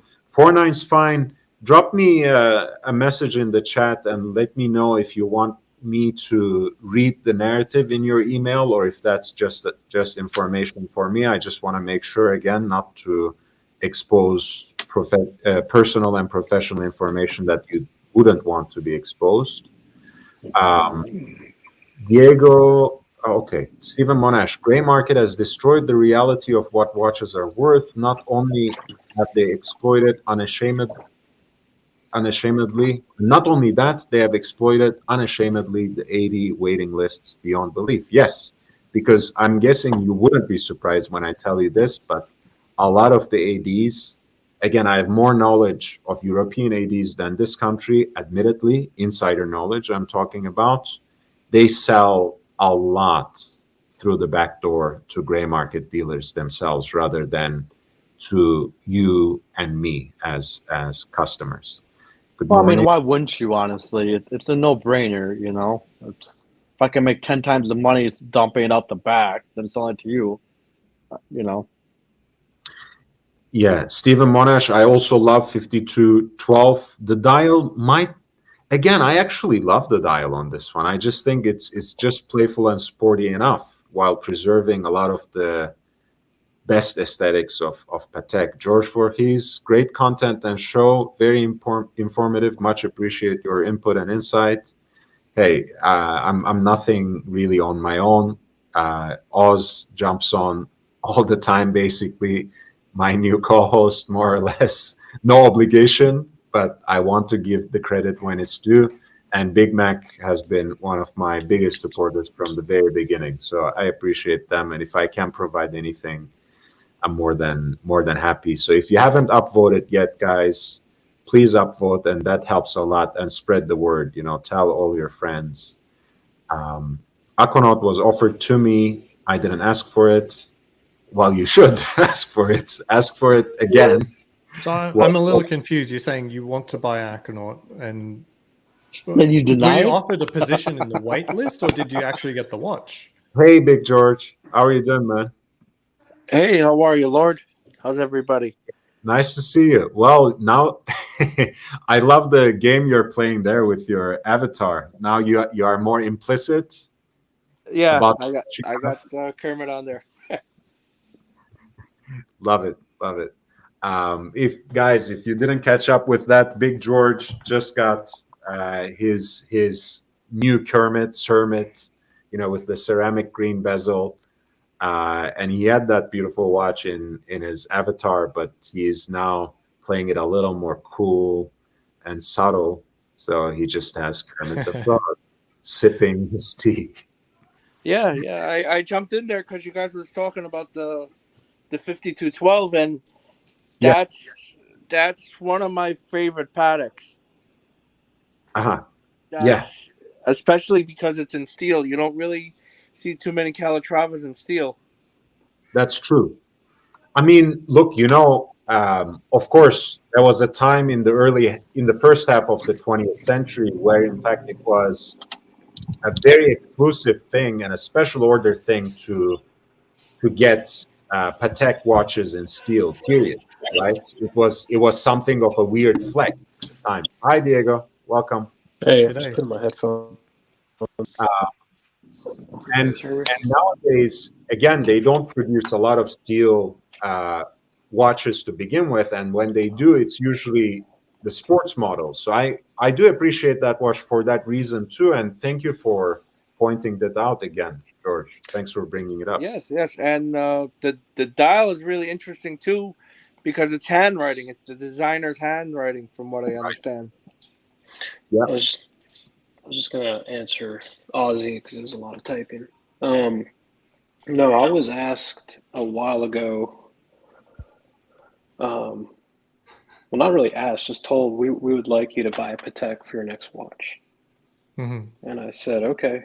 Well, what did you guys have in mind? And they Wait, said, wait. well, So how does I'm not familiar with Patek ADs that well. me At neither. my I wasn't multi-brand, because I never thought I would get one. Yeah, at my multi-brand, Pateks are not even part of what my SA can offer me. Even though the business does have a Patek dealership, I'd have to talk to a different SA to handle the Patek. Yeah. So they said, I said, okay, well, thinking they wanted me to buy a Calatrava or something. And I said, okay, well, what do you guys have in mind? What do you think I should get? And the manager wrote back, I think the Aquanaut is a perfect watch for you. What do you think? Wow. So I said, yeah. And I went and spoke to her in person, and she says, I think this would be a great entry-level watch for you. And I told her, I said, I'm a little bit shocked because this is the watch I had in mind, but I would never ask for it. And she said, yeah, I'm aware. She says, we'd like to see the watches go to people that we think fit them, who would actually enjoy them and not, obviously get rid of them. So, but then I got the email, I just checked my emails and she'd sent this at like 8:30, offering the 52, whatever it is. And it's just not for me. And I essentially just wrote back, I'm flattered that, you're offering this to me. It's a great watch. It'll make someone very happy, but, I'm really set on the Aquanaut. So I'm patient. I know they don't make a lot of them. Thank you so much again, but I'll pass. Sure. Yeah. So you basically got a free invite onto the wait list. But yeah, sorry to interrupt. Can I go through 49's Fine collection before we continue this conversation, if you don't mind? Because I don't know what kind of. I got to go back to bed. Can you give me 2 more minutes, Lord? Of course. Go ahead. So the whole waitlist thing, Ozzy. After about a month or 2 of waiting, I wrote her an email, and I said, okay, hey, really quick, am I on like a 2 to 3 year wait list, or is this something I can expect soon? Because if I am on an extended wait list, there's other watches I want to buy. Mm-hmm. If it's going to happen soon, I would love to know so that I don't splurge this money. Because I don't have unlimited money. Mm-hmm. And she said, the next one we get is yours. Does that answer your question? That's nice, man. So I don't think I'm on a wait list. I think I'm on a production wait list. We'll find out. Yeah, we will find out. We'll find out. You got to be patient. You got to understand. Patek makes like 60,000 watches a year. Yes. So and in the meantime, then I'm plus not going to buy steel a watch pieces I don't want. Right. Mm-hmm. So. Okay. Yeah, it is slightly different to Rolex, where if they tell you you're waiting on the Submariner, that's just complete horseshit, because they basically they get Rolex those every gets week. A Daytona every Tuesday, basically. That's delivery day. So they get a Daytona every Tuesday. Okay. They'll tell you it's a rare watch, but in all honesty, it's not. All right. They make a million watches. Cheers, Diego. Good luck. Laying in bed, and I'll listen in on you guys. See you. Good luck with your watches. Thank you. Take care. Bye. So, 49's Fine, thank you so much for sharing this. He's a 28-year-old electrical engineer. I'm sure Oz will appreciate this. I started my luxury watch journey in 2020. My first serious piece was my Black Omega SMP 300 meter to celebrate good fortune in the stock market and my first anniversary with my place of employment. By good fortune, do you mean GameStop? I told my AD I'll come in and get a day date if this trade goes well. So this was 49's Fine's first watch. I've had other watches in the collection, such as a Speedmaster Racing 49 44 millimeter white dial, BB58, and date just 41. I started a relationship with my Rolex AD back in November 2021, and they offered me a black dial Milgauss just a couple of weeks ago, and you can see it. You have already seen it in the watch roll, but here it is in its full glory.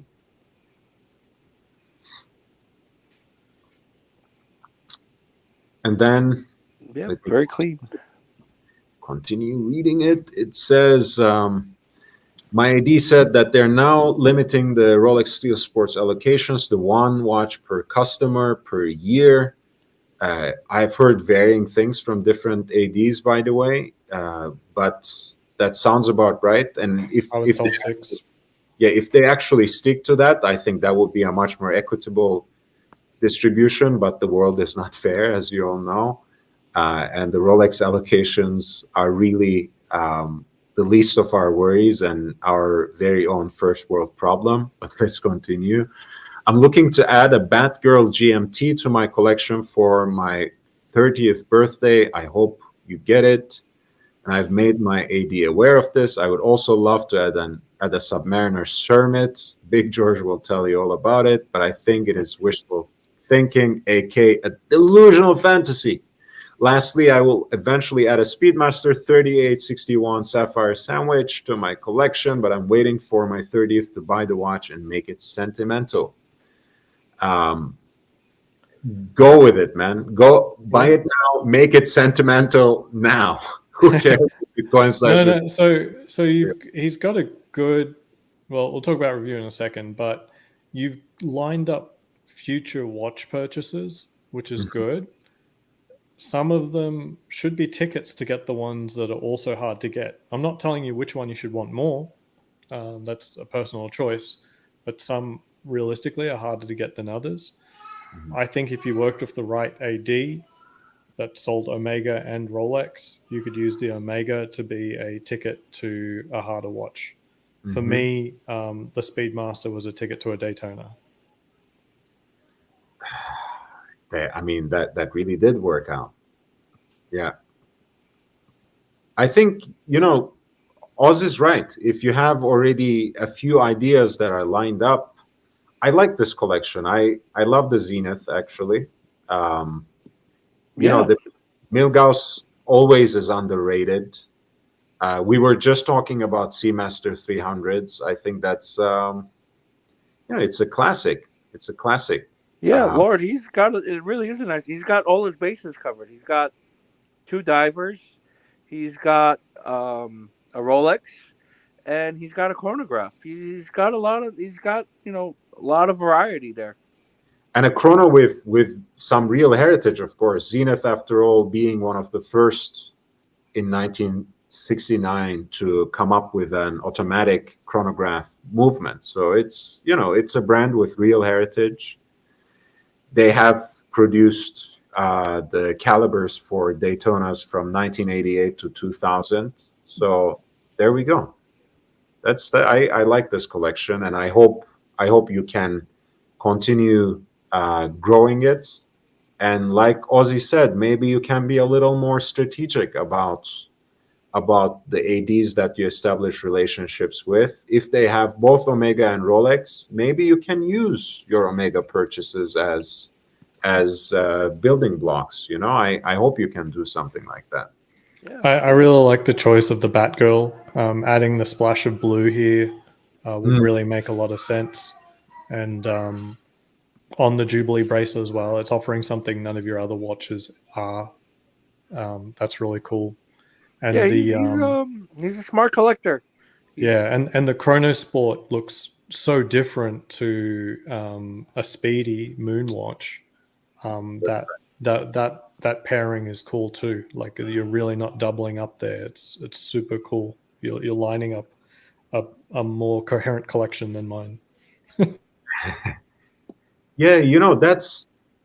I know you also just started basically 4/9's fine. I mean, 2 years is not such a long expanse of time in a human life. But again, I feel like, building step by step, having to wait for certain pieces, changing your mind once every so often, that's not so bad. I think you're going in the right direction here. And I like the collection as it already is and the way you want to expand it. It's Yeah. Definitely adding a GMT to this collection makes sense. That's what he's. Yep. Yeah, it would definitely add to the collection and make sense because he'll have all the bases covered. He's got a regular three-hander in the Milgauss, which is not only a normal. It's there's more to it. It's got that Verde cage. So yeah, it's an interesting watch, and the chrono. So yeah, like Aussie Expect said, the Batman would go perfect over here. Yeah, I hope he gets it. So now George, George was talking about his Patek Philippe's. He purchased a 5961A white dial and 5960G blue dial. So those are the annual calendars in steel with white dial and then in white gold with blue dial during the pandemic. Purchased it pre-owned. There was a fire sale from an East Coast retailer. Best annual calendar Patek Philippe makes. I actually love the aesthetics of this watch, so allow me to bring it up. Those are heavy hitters. Yeah, I like them both, and again, it speaks to what you were saying earlier, George. This is the white gold version, but I like this. Wait a second, why am I don't know what's going on with my internet.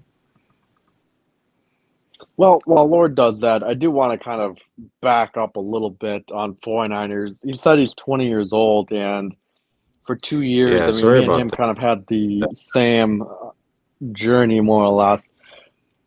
I don't think he should wait till he's 30, to get the Speedmaster. I think he should push it up to 25. No, I think you said the the Batgirl was going to be the 30th, wasn't it? What was the I thought he said both.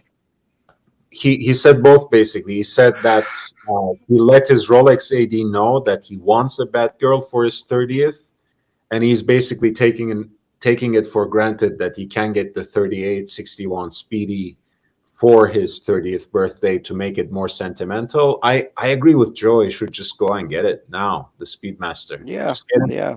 If he could afford it, get it now. Yeah, absolutely. Well, as I said, I think you can be strategic. The watches that are easy to get, you should, because if you've got hard stuff on your list to get, you should be trying to find a way to make it a ticket. Even if you want the softer one more, that doesn't mean that you should forego the opportunity to get something difficult as well.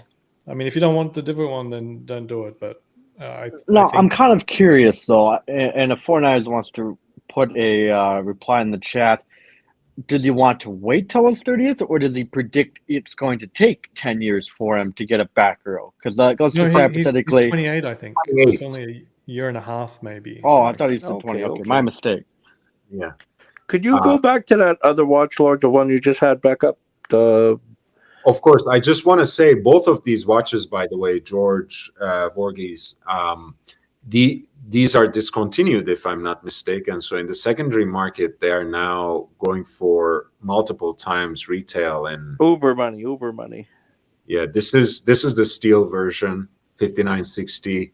I do agree these are the annual calendars to get if you can, because they are again, it's a complication that was a Patek first. And these are very sporty and modern looking. So you get kind of the best of both worlds, something that is very uniquely Patek, yet also absolutely wearable in so many different ways. Oh, yeah, it's very nice. What did you want? The reason why I asked you to pull this up, this is really beautiful. The only thing that the only complaint I have about this watch is the calf strap. This needed the alligator strap on there, and it would change the whole look of the watch, and it would really make it pop more. I could see it looking really beautiful with like a blue alligator, maybe Yeah, like a, that blue alligator, something more. It looks like this just strap doesn't match, in my opinion. yeah. I feel like this makes it look maybe even sportier than it already is. I mean, Yeah, the dial yeah. itself, I think, has a lot of that dynamic air, which I actually appreciate. But you're right. Maybe you can dial it down and make it. I think the colors are clashing. You got red, blue, too much going on. You want to tone it down a little bit. Pull a Yeah. TGV, put it on a NATO. God forbid. God forbid. But yeah, this is really it's a beautiful, beautiful watch. It's what I really like this better than the 5711. Dare I say? I don't know if that's a popular opinion or unpopular opinion, but if I had the choice, if I had those two watches in front of me, and it was free, I would go for the 5960. Yeah, and also, one thing I need to say as well, as much as I appreciate again this steel stunner, both being white metal, I just love that 5960 in white gold, 5960G. That's Yeah. This is the one I like. I like the white gold version. yeah, very good purchases, George. I love those, both of them. Can't go wrong with Patek. Never. I think that was the main idea of Archie's show right before this. Did you see it, Big George? No, I didn't. I didn't see. Yeah, apparently one of his biggest supporters had an allocation, and he was about to turn it down, and Archie was raging with his sugar rush about how you don't turn down a patek, and No, that's what not wise to do. do you think you are? Wait, is Archie for real about that? Because I mean, he's been on the grey market forever, buying a lot of Pateks prior to the recent boom, and I'm sure he acquired every single one of his Pateks at far below the original purchaser's price. Yeah, that's right. But that was part of his talking points as well. Look at the sacrifices I had to make. I had to buy quote unquote girl size Pateks. And you're offered the modern at retail. Jump on it. And In my opinion, Patek Philippe it's the Rolls Royce of watches. Yeah, I think I wasn't Sounds making fair. when I said get the Lange with the moon phase, which was one thing that he was considering. But anyway, Lange's up there. That's they're a beautiful brand, but it's different. I don't know. I don't know if we really could compare Lange to Patek Philippe, but it's different watchmaking.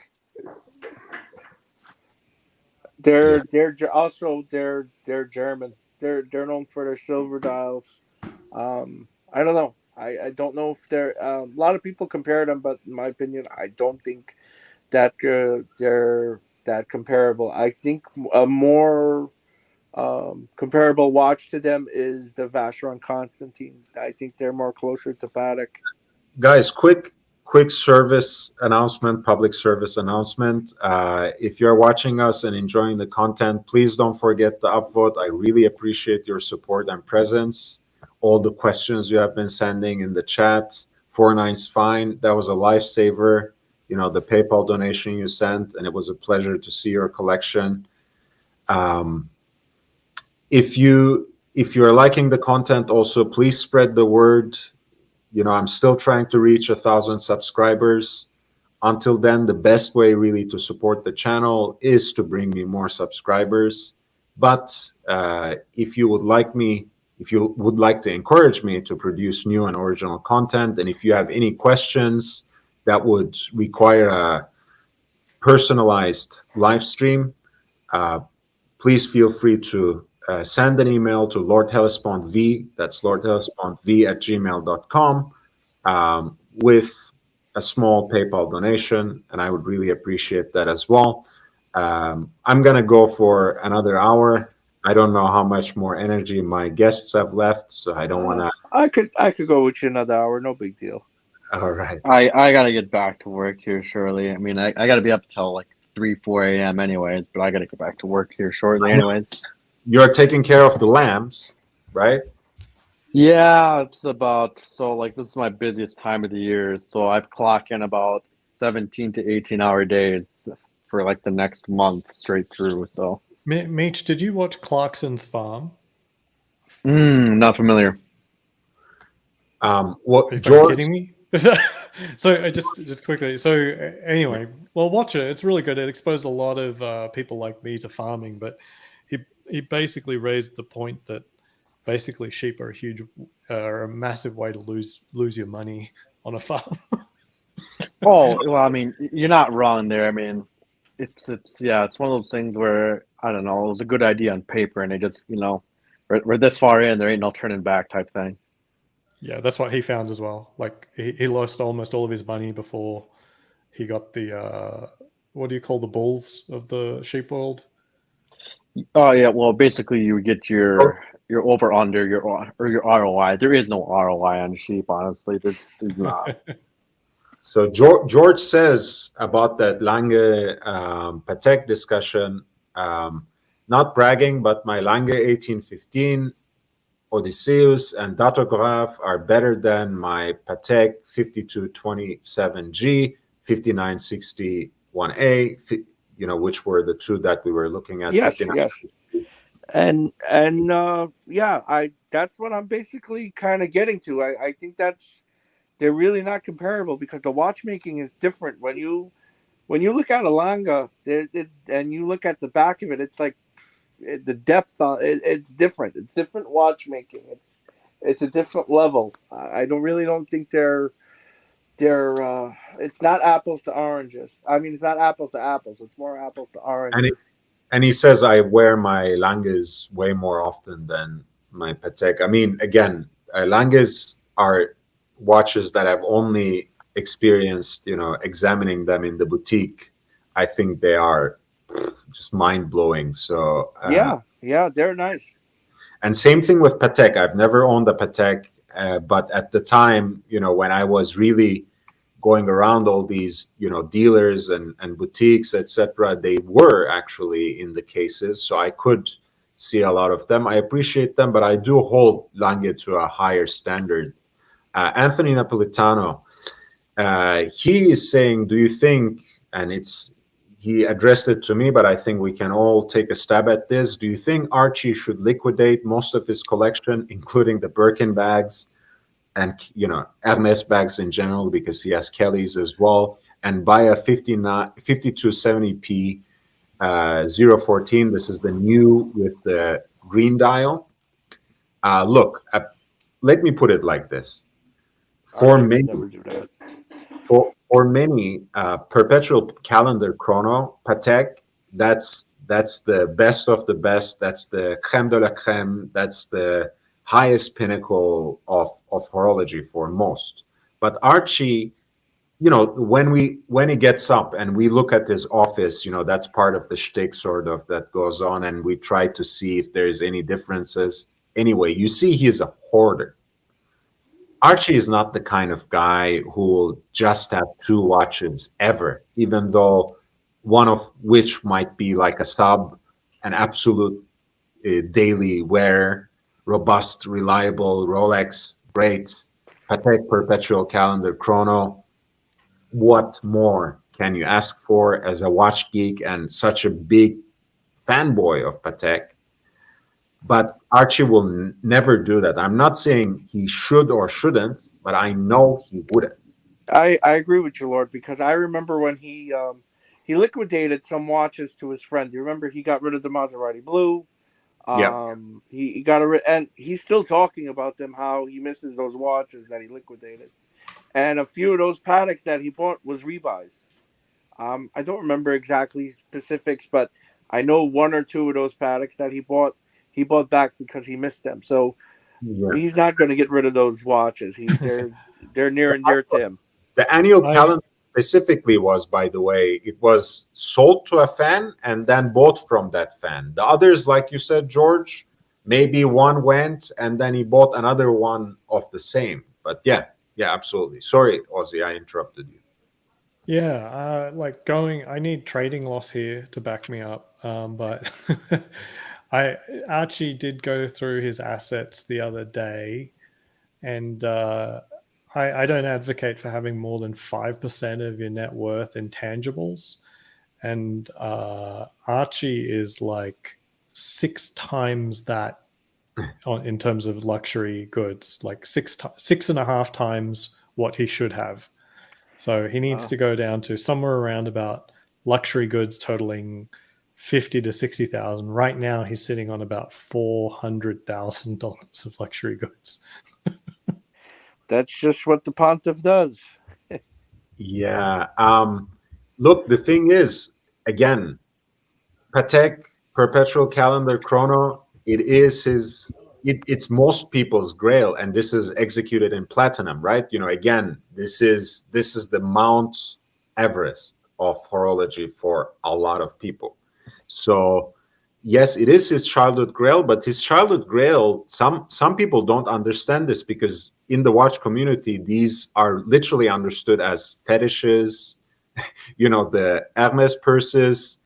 He desires those as much. He loves the fact that his wife has a collection of Hermes purses. He loves those hard cases. The guy raged at me for 1 hour. I was trying to do a shtick about, like, you have a shopping addiction. Let's try to get it out of your system by browsing. And he screamed at me for an hour straight about the virtues of getting Louis Vuitton hard cases, whereas did you get to the bottom of that eBay listing? Is that his eBay account? No, it's not. He genuinely thinks I need a series of Louis Vuitton hardback briefcases, and not to decorate my home, but I actually use it in my everyday life. He actually believes in this, and strongly. And for a lot of people in the watch community, this just doesn't get through, right? People really think it's some sort of weird fetish. So all of these things, like the LV briefcase collection he has, that's also his grail. He can't let it go. Yeah, sorry, Ozzy. No, it's fair. I was just bringing some numbers into it. Like, it's not just about choices. There's also your financial limitations. And I think Archie has gone over by about 6 to 7x what he really should. But it's his life. Exactly. I just wanted to pivot, Lord, onto something, because I watched your Vacheron stream, and it was very good. But I'm a little upset with you. Oh, tell me. I'm always open to criticism, man. Tell me. I'm upset with you because you let out the secret of the Royal Eagle Chrono. That's one of my favorite watches. That's a great deal. Not a lot of people know about those watches. Look, George. I mean, for me, it's always hard too, because that's gonna be an ongoing series, right? Especially at certain segments. Where can we get the deals? Where can we find the comparative bargain, right? That's something that I want to make a lot of videos of. I made it before on Royal Oaks. Yeah, you did a great job. I'm just ribbing you. I'm just ribbing you. In my own grave, basically. So I'm trying to help you understand. I want a Royal Oak, and I want to get one that's slightly affordable, again, relatively speaking, before those go crazy as well. And knowing that they skyrocketed in value after the 40th anniversary, I'm expecting much worse at 50th. But I had to make that video to make content and make content that's useful to people who might be able to get these watches Of course, before. of course, of course. So I was just ribbing, yeah. But yeah, the Royal Eagle chrono is definitely something that's on my list. I really like those. It's a lot of value for money. Yeah, so basically, just to clue you guys in, of course, I don't expect you to watch from beginning to the end all the videos that I make, but this was basically a watch discontinued around 2008, produced basically in the early 2000s, steel sports chronograph. They also had it in rose gold as well on a strap. And they also had it in yellow gold and white gold, but that was a day date watch and not a chronograph. This has the same big date chrono movement that the second generation of overseas had. So you have that. And if you are into the tonneau case shape, it has a beautiful bracelet, wears really well.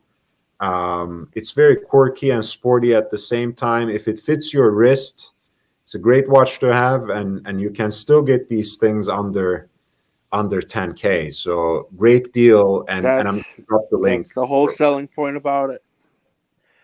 Yeah. Yeah, and again, my apologies, my friend. Anything to create content that could actually get people more informed and get good deals.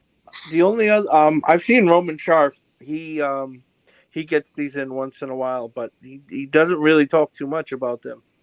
He's talked maybe once or twice. He didn't really go in depth about them.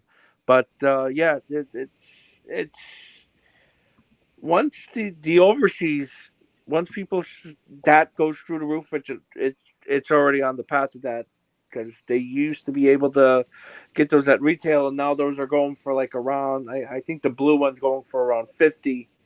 And things are kind of soft right now in the market. But once things get back to normal and people start going through the archives and everything, you know how that goes. Like they're doing with AP right now, and they're doing with Patek. You can't get there right now in the boutique. There's not one Patek that you could buy, one men's Patek. I went to the AD and they didn't even have one Patek.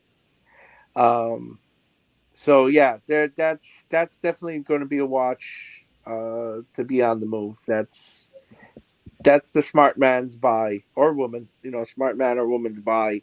That's one of my good picks to be up there. Yeah, I think a lot of value. Minimally, it offers great value, right? We can never see into the future, but for those of you who appreciate the case shape and who actually like how it looks on your wrist, I'm of two minds. Some days I think this is great. Other days I feel like maybe it's a tiny bit too big for my wrist, at least. But it's a very, that's the great thing about Vacheron. A lot of their watches have very strong characters, right? And the very unique designs. If you like it, you like it. If you don't, you don't, and that's just fine. Yep. So let's see. George was earlier talking about this datograph rose gold with black dial. I like their pink gold. Honestly, I think that's their best.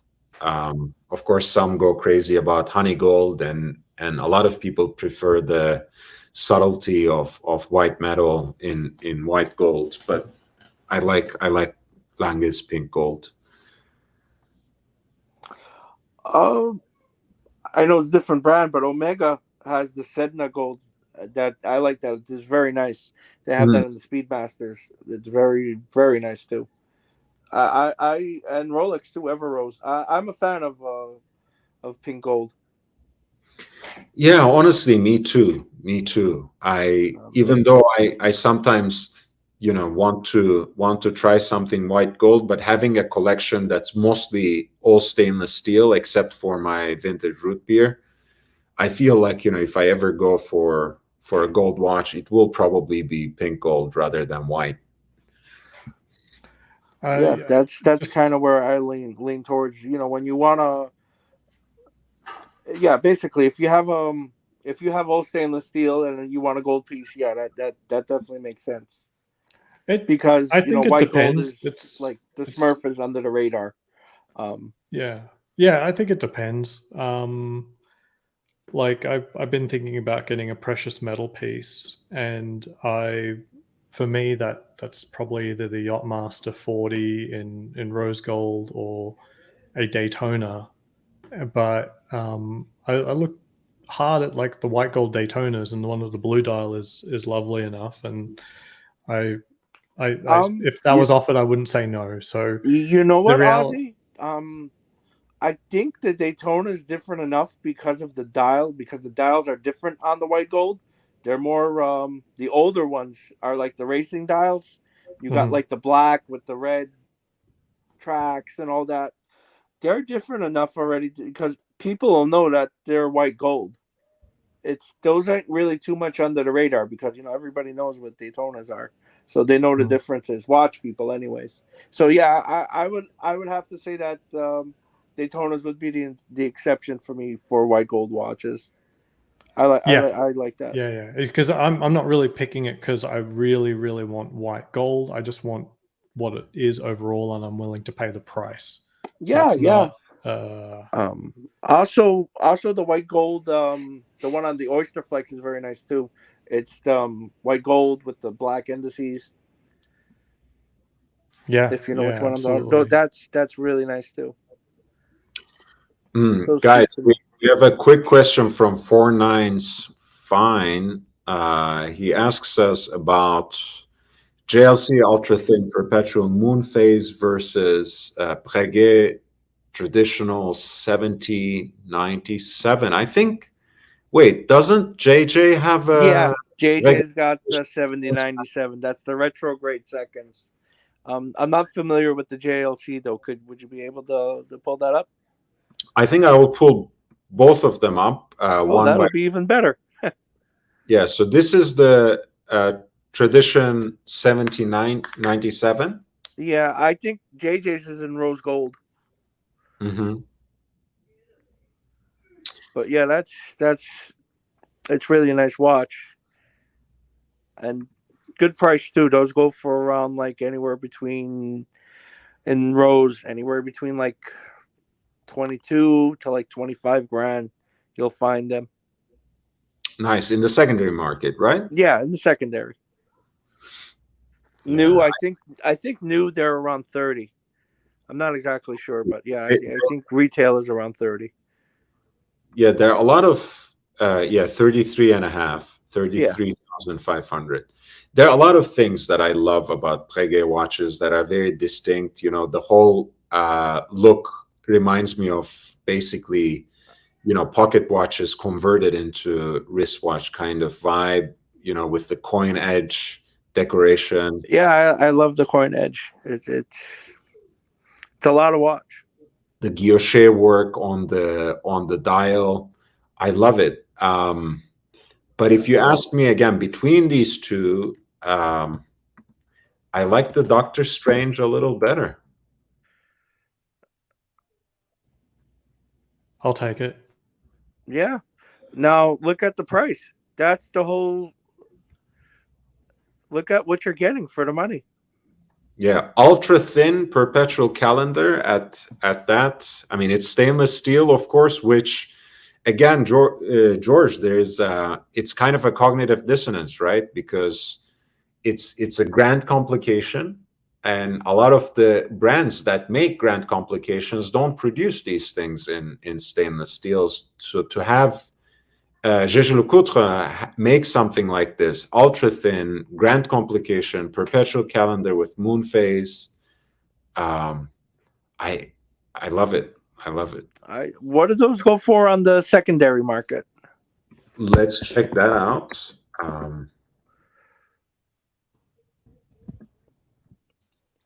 Is it hard to get one of these? I know we're about to effectively find out with the grey price, but Yeah. I don't think so. because my AD's got JLC, but the cabinet is really, really thin. But that doesn't mean they can't just order things if they're available for order. Yes and no, I guess. Like, you can get it for cheaper. Yeah. It looks like a pretty good discount on the secondary. I like that. I think I like the JLC over. Me too. I mean, I'm a think it's more bang for buck. I'm a big fan of the brand to begin with, and I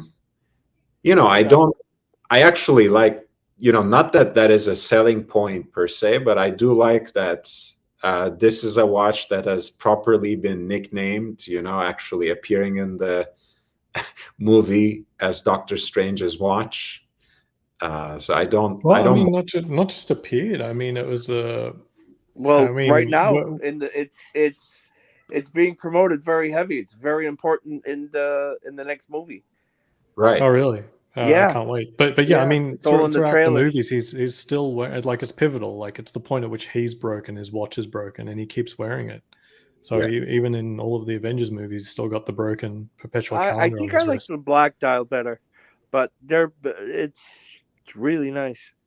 So he's a whiz, basically, Doctor Strange. Huh? He's like just like us. He doesn't really. I presume, like in the first movie, he lost a lot of money and spent all his money trying to get fixed. I presume he had to sell off the rest of his collection. The only one he couldn't sell is the broken JLC.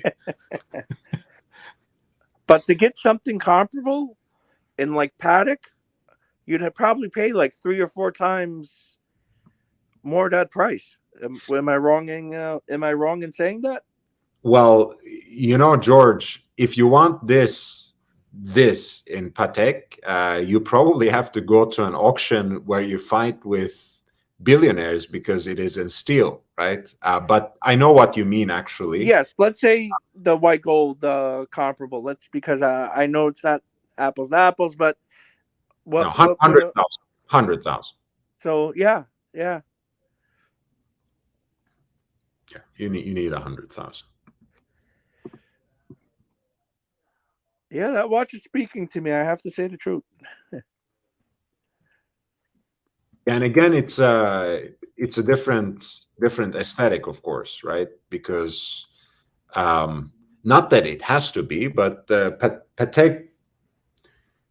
Someone educate me on this, because I'm not an expert on Patek. But has Patek ever produced an ultra thin perpetual calendar? I don't think that's their aesthetic.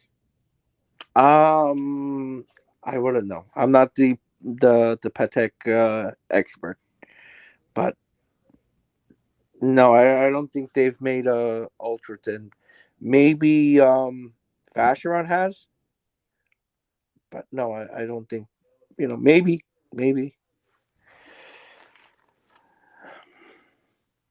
Yeah, I mean, that's the thing, right? Again, retail price is already crazy, and a lot of times, these sorts of prestige grand complications you can't really get from retail anyways with Patek. So there's that to consider as well. But the Breguet, the Breguet's no slouch either. That's another watch.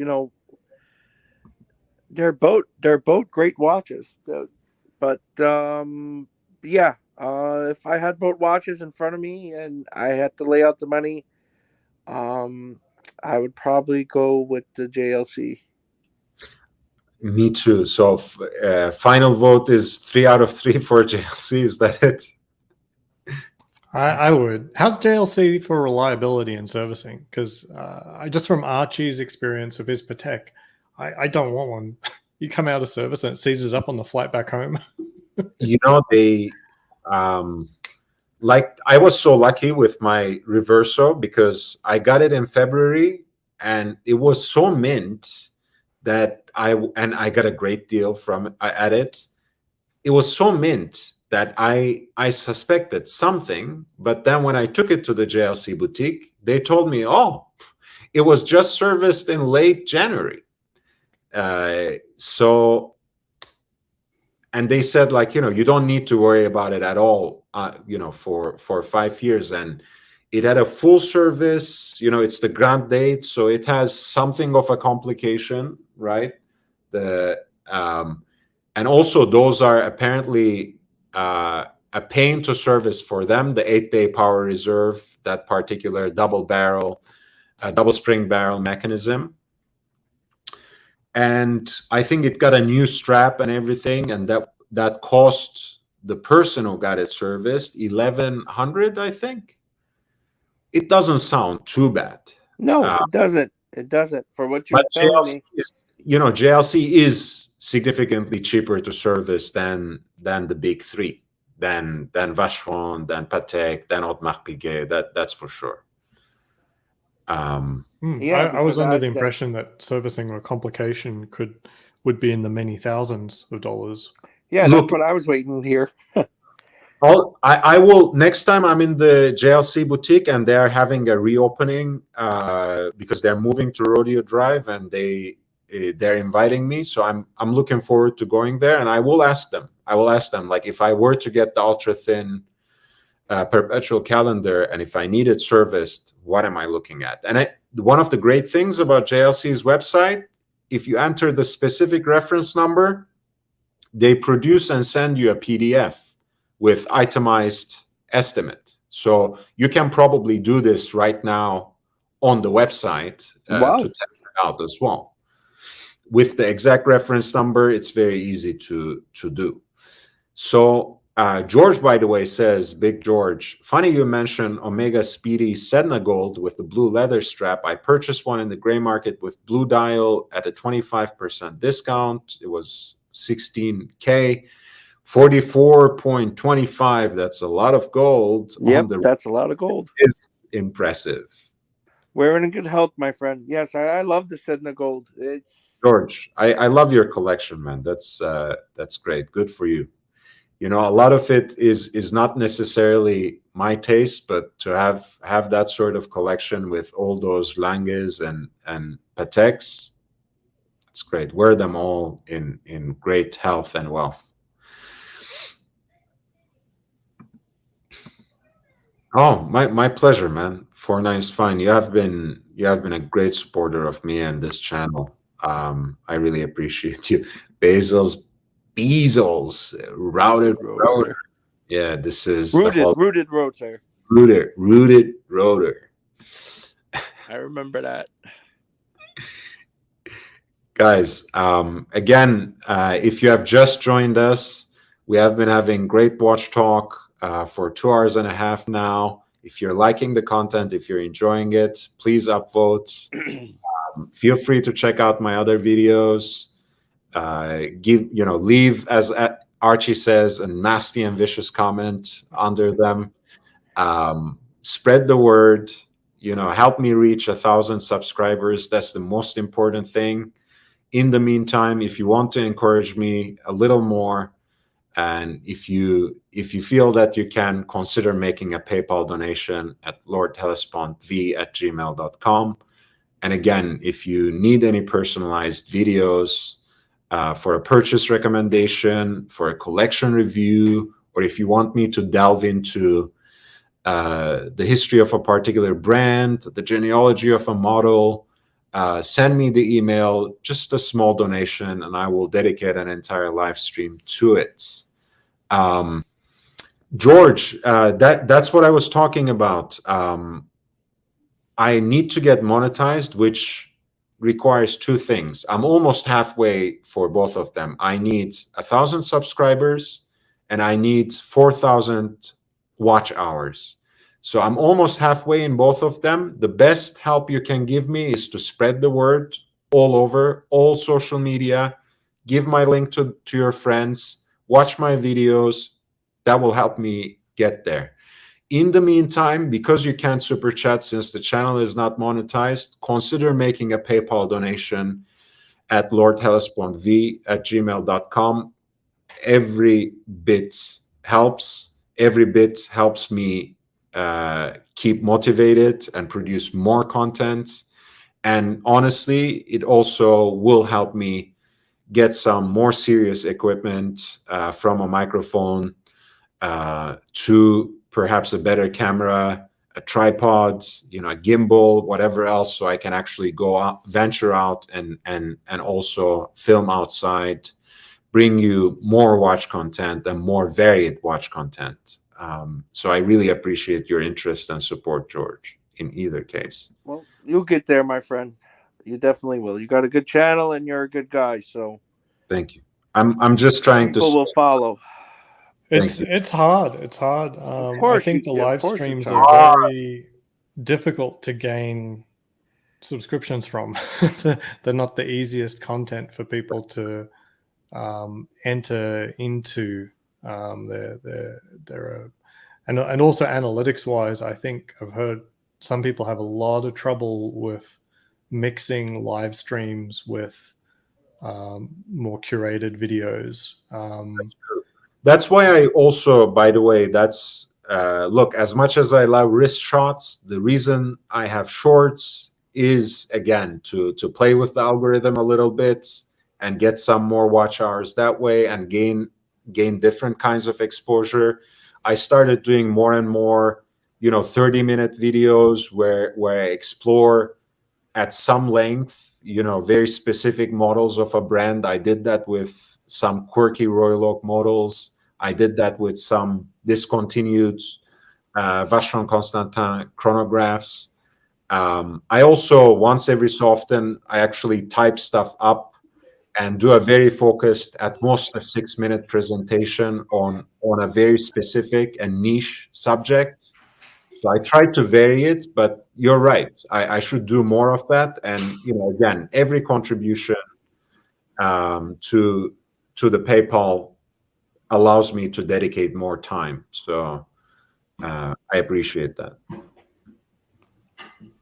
Yeah, it's very, very difficult. I mean, I don't do live streams on my channel as an example, but I look at the sources of traffic for videos that do draw people in and such, and it's mostly not subscribers, mostly search, and that can be very difficult to win on a live stream. It's it's getting subscribers the hard way, that's for sure. Well, Yes. look at Tim's channel. I remember, there used to be like when he started out, he only had like 8 or 9 people or 5 people, and now his live streams, when he gets normally he gets about 100 people in there, and it just takes time, and you put your work in, and Absolutely. It depends what your goal is, though. I think if Tim had spent all of his time making videos instead of live streaming, he would have had 40,000 subscribers rather than 4,000. Yeah, I don't think you're wrong on that. Yeah, definitely. He concentrated more on the live streams more than anything. That's what he does. That's his shtick. But it's sort of there's a sort of a, how would you say, a conversion factor. Like it's easier for a channel to have a live stream audience count in the hundreds and hundreds if you come into it with a subscriber base in the tens of thousands. And it may be easier to arrive at audiences for your live stream doing videos than to just start off live streaming. I'm not saying like do something different, you do what you enjoy, but just looking at numbers, like for example, Oshin, I saw his live stream the other day had like 300-400 people, and he's certainly only put maybe a handful of live streams on his channel. Clearly, these are people who've subscribed to his videos. Oh yeah, if you see the work that he puts in his videos, it's it's like watching a movie. But I mean, time factor, I don't think is probably more than, say, Tim. I'd say Tim's probably worked on the live streams in aggregate more than Oshin's worked on his videos. Now, I'm not making huge assumptions here, but I think it's fair. Like for a video that Oshin does, I would say there might be a 5-to-1 or 10-to-1 ratio of time on screen versus time taken to produce. And that would still only equal like maybe 10, 20 hours for a video. And I think he makes a video every week-ish. Some are higher quality than others. So there is. It also depends what your strengths are. You know, if you're you there's also editing. You know, there's stuff. You know, like as you know, there's a lot of stuff that goes into it, and it depends on your what your strong suits are. Some people are more suited for live streams. Some people are more suited for, video content. It all depends.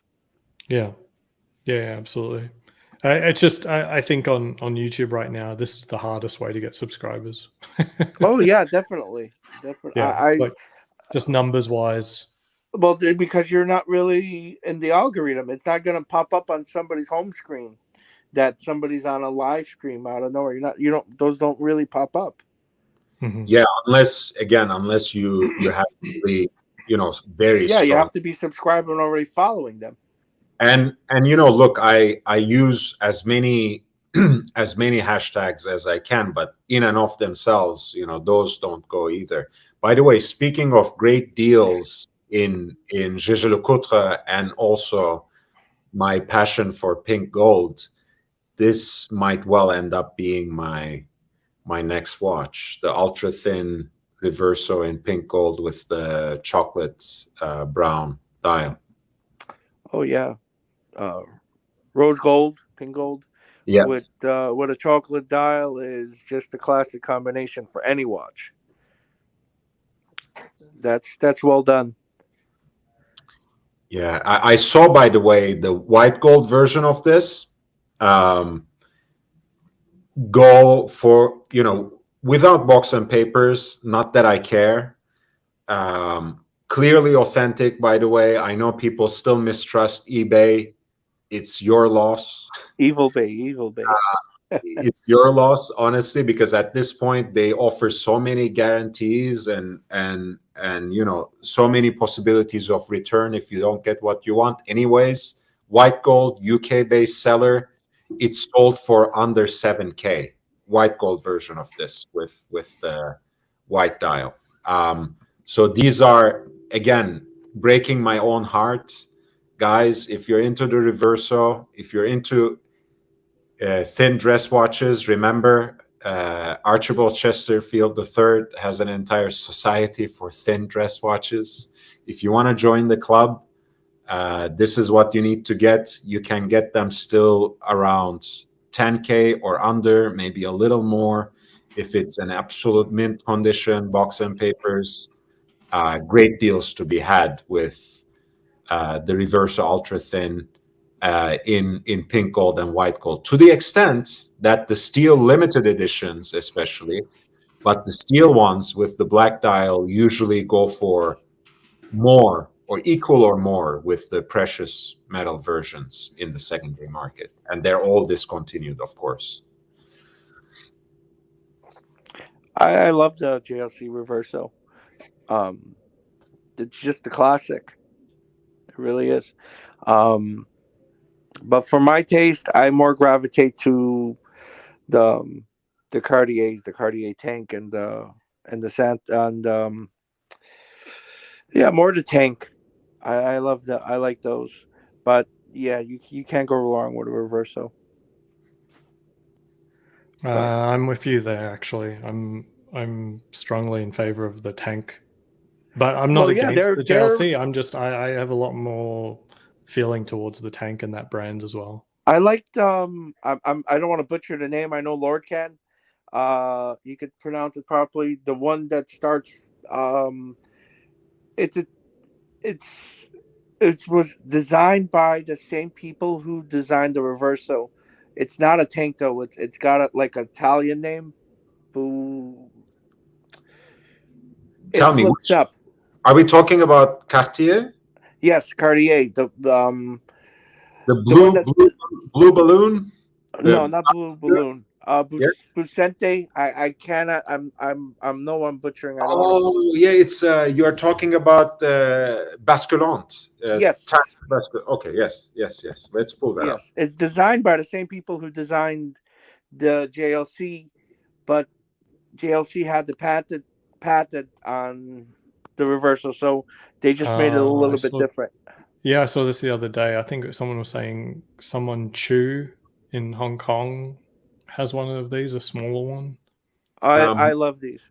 Mark Cho, That's it. That's it. yeah, the guy who has the menswear brand Drake's and the store, the Armory. Great guy. I love the guy. Very humble, very approachable, and very great menswear in the boutique they have in Hong Kong and New York. A little overpriced, but what can you do? It's that's part of. That's why you go grey. That's why you go Look. grey. Yeah. Well, in that case, the thrift stores were the original gray market for menswear. And Yes. Hey, you could go back anything 2 nice pictures I ago. wear is from a thrift store. The one where it's standing up, because I love that you could just put the watch down and it becomes, you could just read the time while the watch is just down. It stands up. Go back a little bit. I was literally at Goodwill today. One more. Wearing a There you go, like that. Hulk. I just love that look.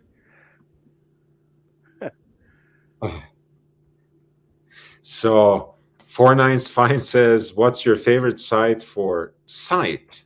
Look, it depends on what you mean by site, because I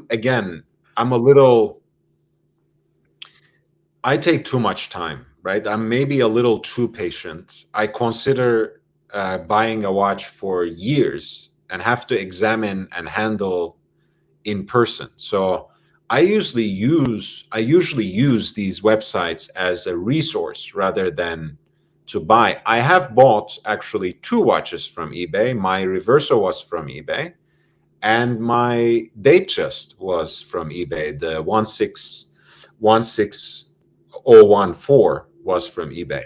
Nevertheless, I usually use Chrono 24. I use HQ Milton. I use the new, I think that was a shoot off from HQ Milton, the Tropical watches. I like using David SW because David SW's got clear pictures when you want to look at a watch. Bob's watches. I look at eBay. I also use Wind Vintage. Eric Wind is one of my absolute gurus when it comes to vintage watches, in terms of his knowledge, in terms of his presentation, in terms of his curation. It's hard to find sometimes, people who are knowledgeable might not have such great personal taste. A lot of great collectors have great personal taste, but very little actual knowledge. I've heard a lot of good things about Menta watches. I heard the guy over there, I believe he's in Florida.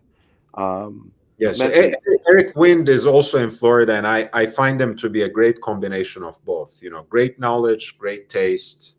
He has great watches. I haven't bought from him so far, but I really like browsing his website.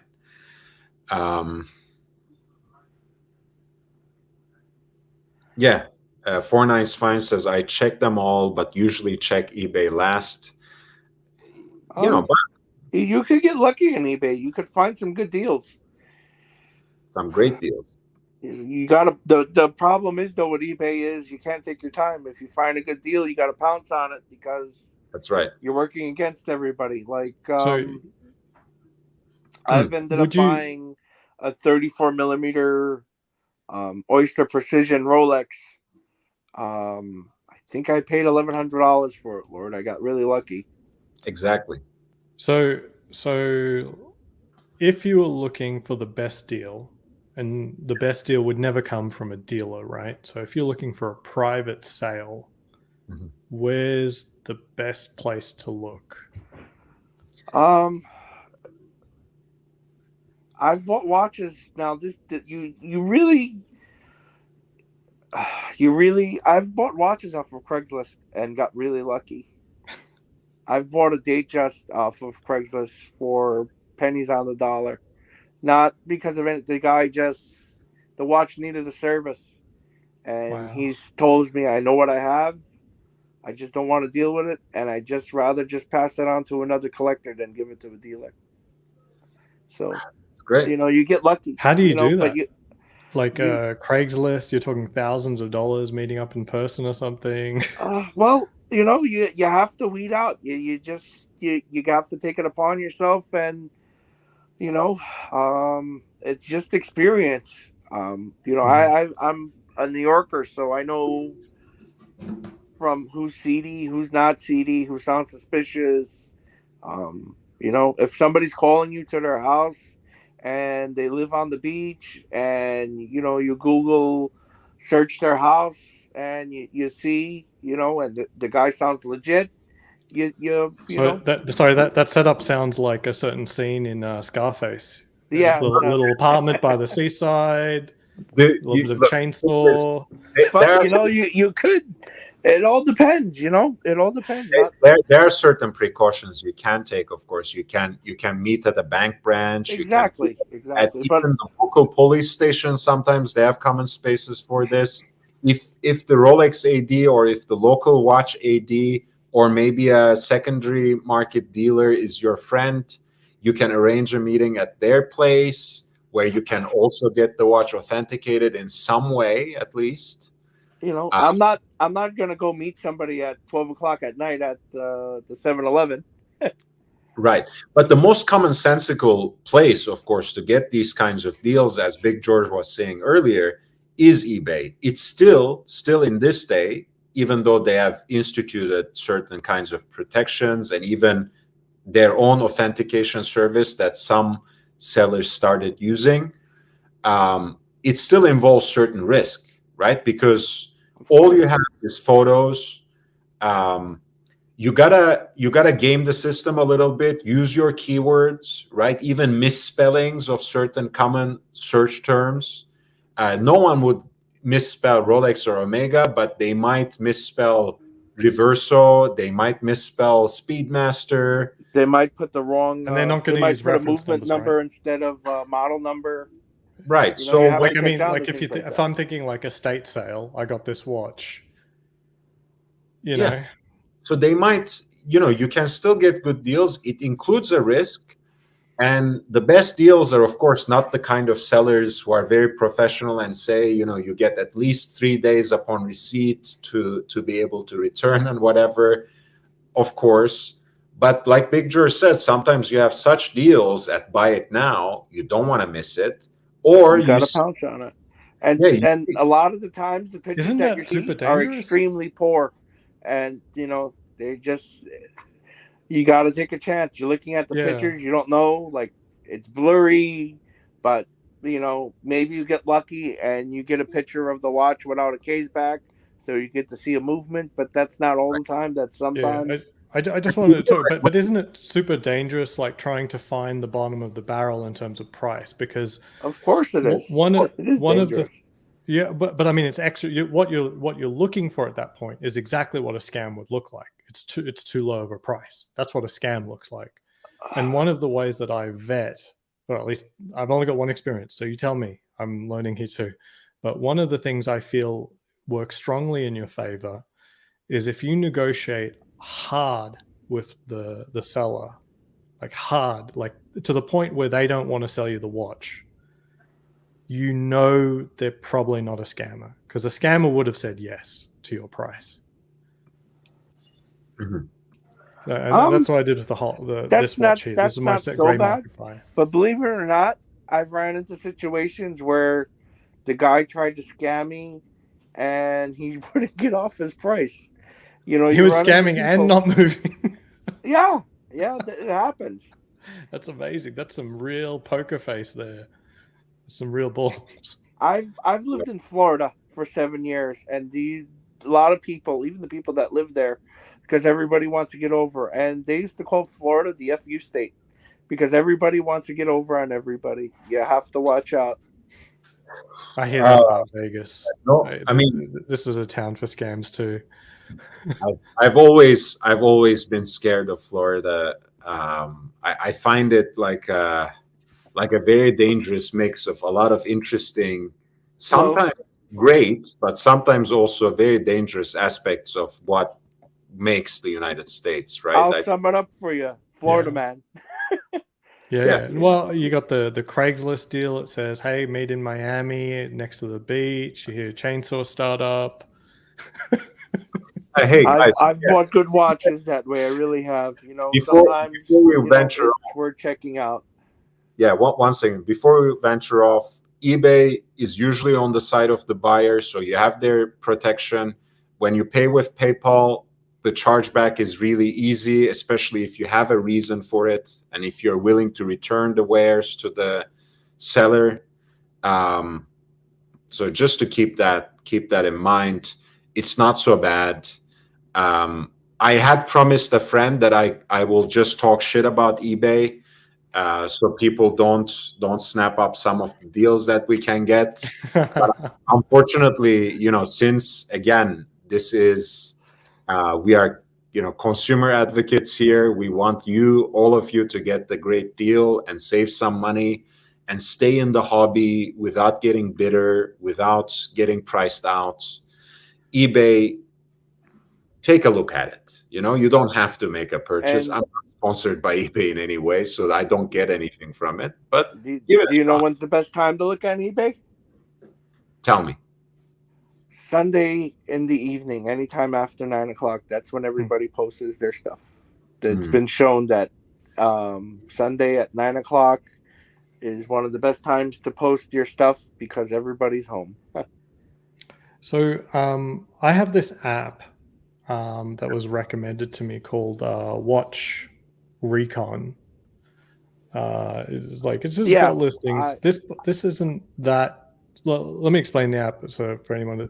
And I've got search terms here that I'm looking for: 16750, 16753, 16760, 1983. These are the ones I want, and it'll ping me every now and then for such a thing. So if there's a new listing with that search term, it'll show me, and I can get to it pretty quick. But this does not include eBay. So this is just Reddit and various forums, which is good because I got this from a forum and I was just looking every day for someone selling such a thing. But with a modern Rolex, it's a lot easier. With something older, it's much harder. But this being said, you're telling me that this is not searching the most fruitful ground. I'll tell you something, Ozzy. On the Rolex forum, because that looks at the Rolex forum, the Breitling forum. What you seek. Yeah, what you seek. They're like, it's very good. The rancher told me to go on there. The Rolex forum in particular is very good to find watches that are non-Rolex, because people who own the Rolex, like I've seen quorums on there for very cheap, Cartier. You find deals on the Rolex forum sometimes because the Rolex collector, sometimes they fall into watches, whatever, and they post them up on there. That's well, it might be the only place that person has a reputation. So they don't have an eBay rating that's good enough to really get them a good price. They might not be that favorable of eBay's terms because it's so favorable to the buyer. It's easy for them to get scammed on the other side of it. Yeah. For them, the Rolex forums, even though they, as a platform, it's not the best place to sell on Rolex, it may be the best platform for them because they might have a reputation that they can verify on the forums, but not anywhere else. Yeah, you come across some good deals on there. Guys, we're slowly coming to an end. So I'm gonna ask my panelists to say their last word in a little bit. But if you have just joined us, or if you have been enjoying the content and didn't yet have the chance, please upvote, spread the word, help me reach 1,000 subscribers. Check out the other videos, like them, dislike them, leave a nasty and vicious comment for them. I appreciate it all. I get love and hate, and it makes me thrive, both of them. So please, please do it. Do it. I love it.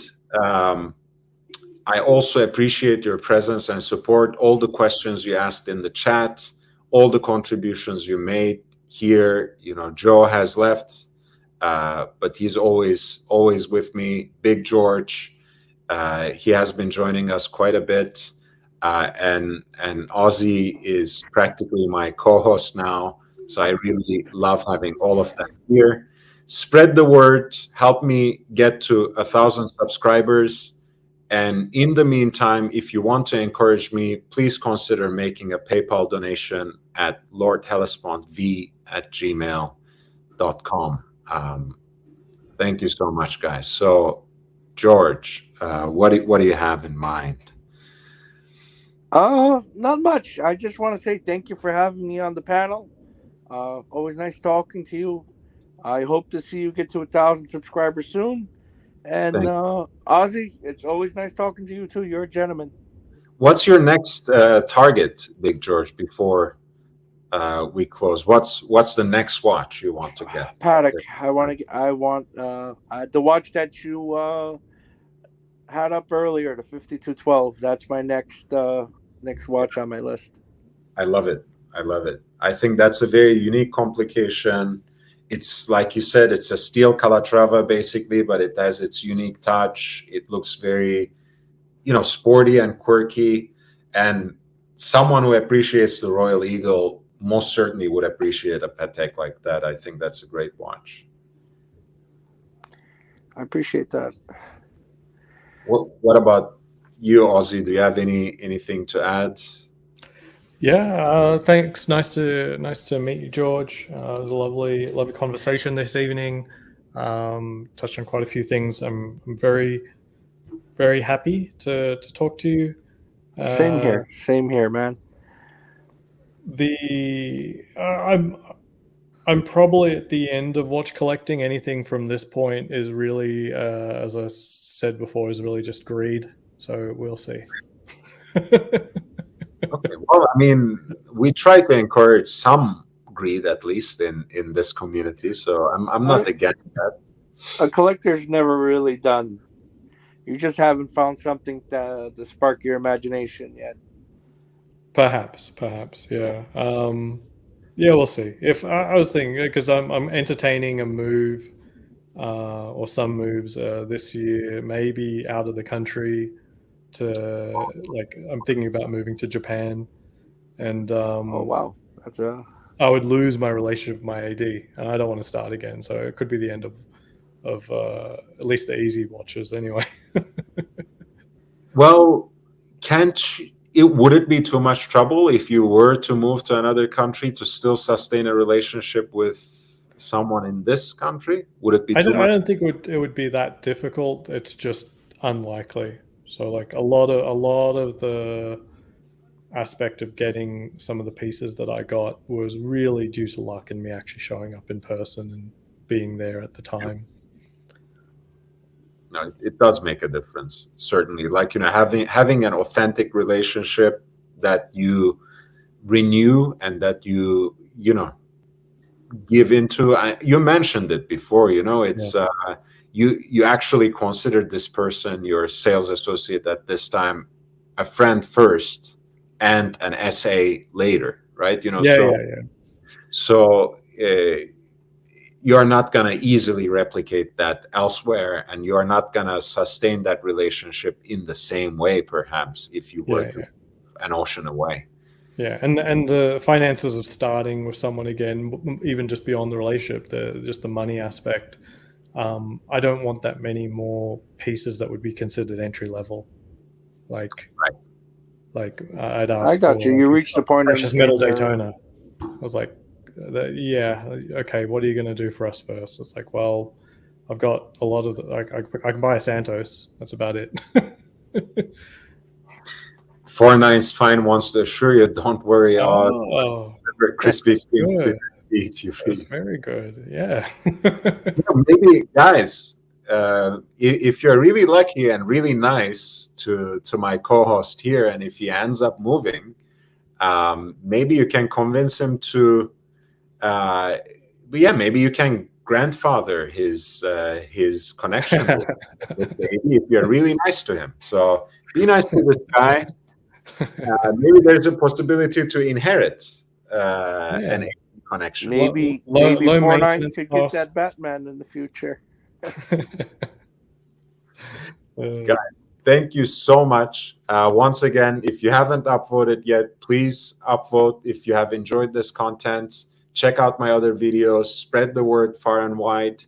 If you want me to dedicate a personalized live stream for you, any future purchase recommendations, collection review, any topic that you would like me to explore in depth, send me an email at lordhellespont5@gmail.com. That's lordhellespont@gmail.com with a small PayPal donation, and I'd be more than happy to do it. And again, until I get monetized, if you would like to encourage me to create new and unique content, you can always donate to me at PayPal, lordhellespont@gmail.com. Thank you so much, guys, and I will see you tomorrow in the morning with our first segment on philosophy for the everyday. I appreciate you all. Take care. Good night.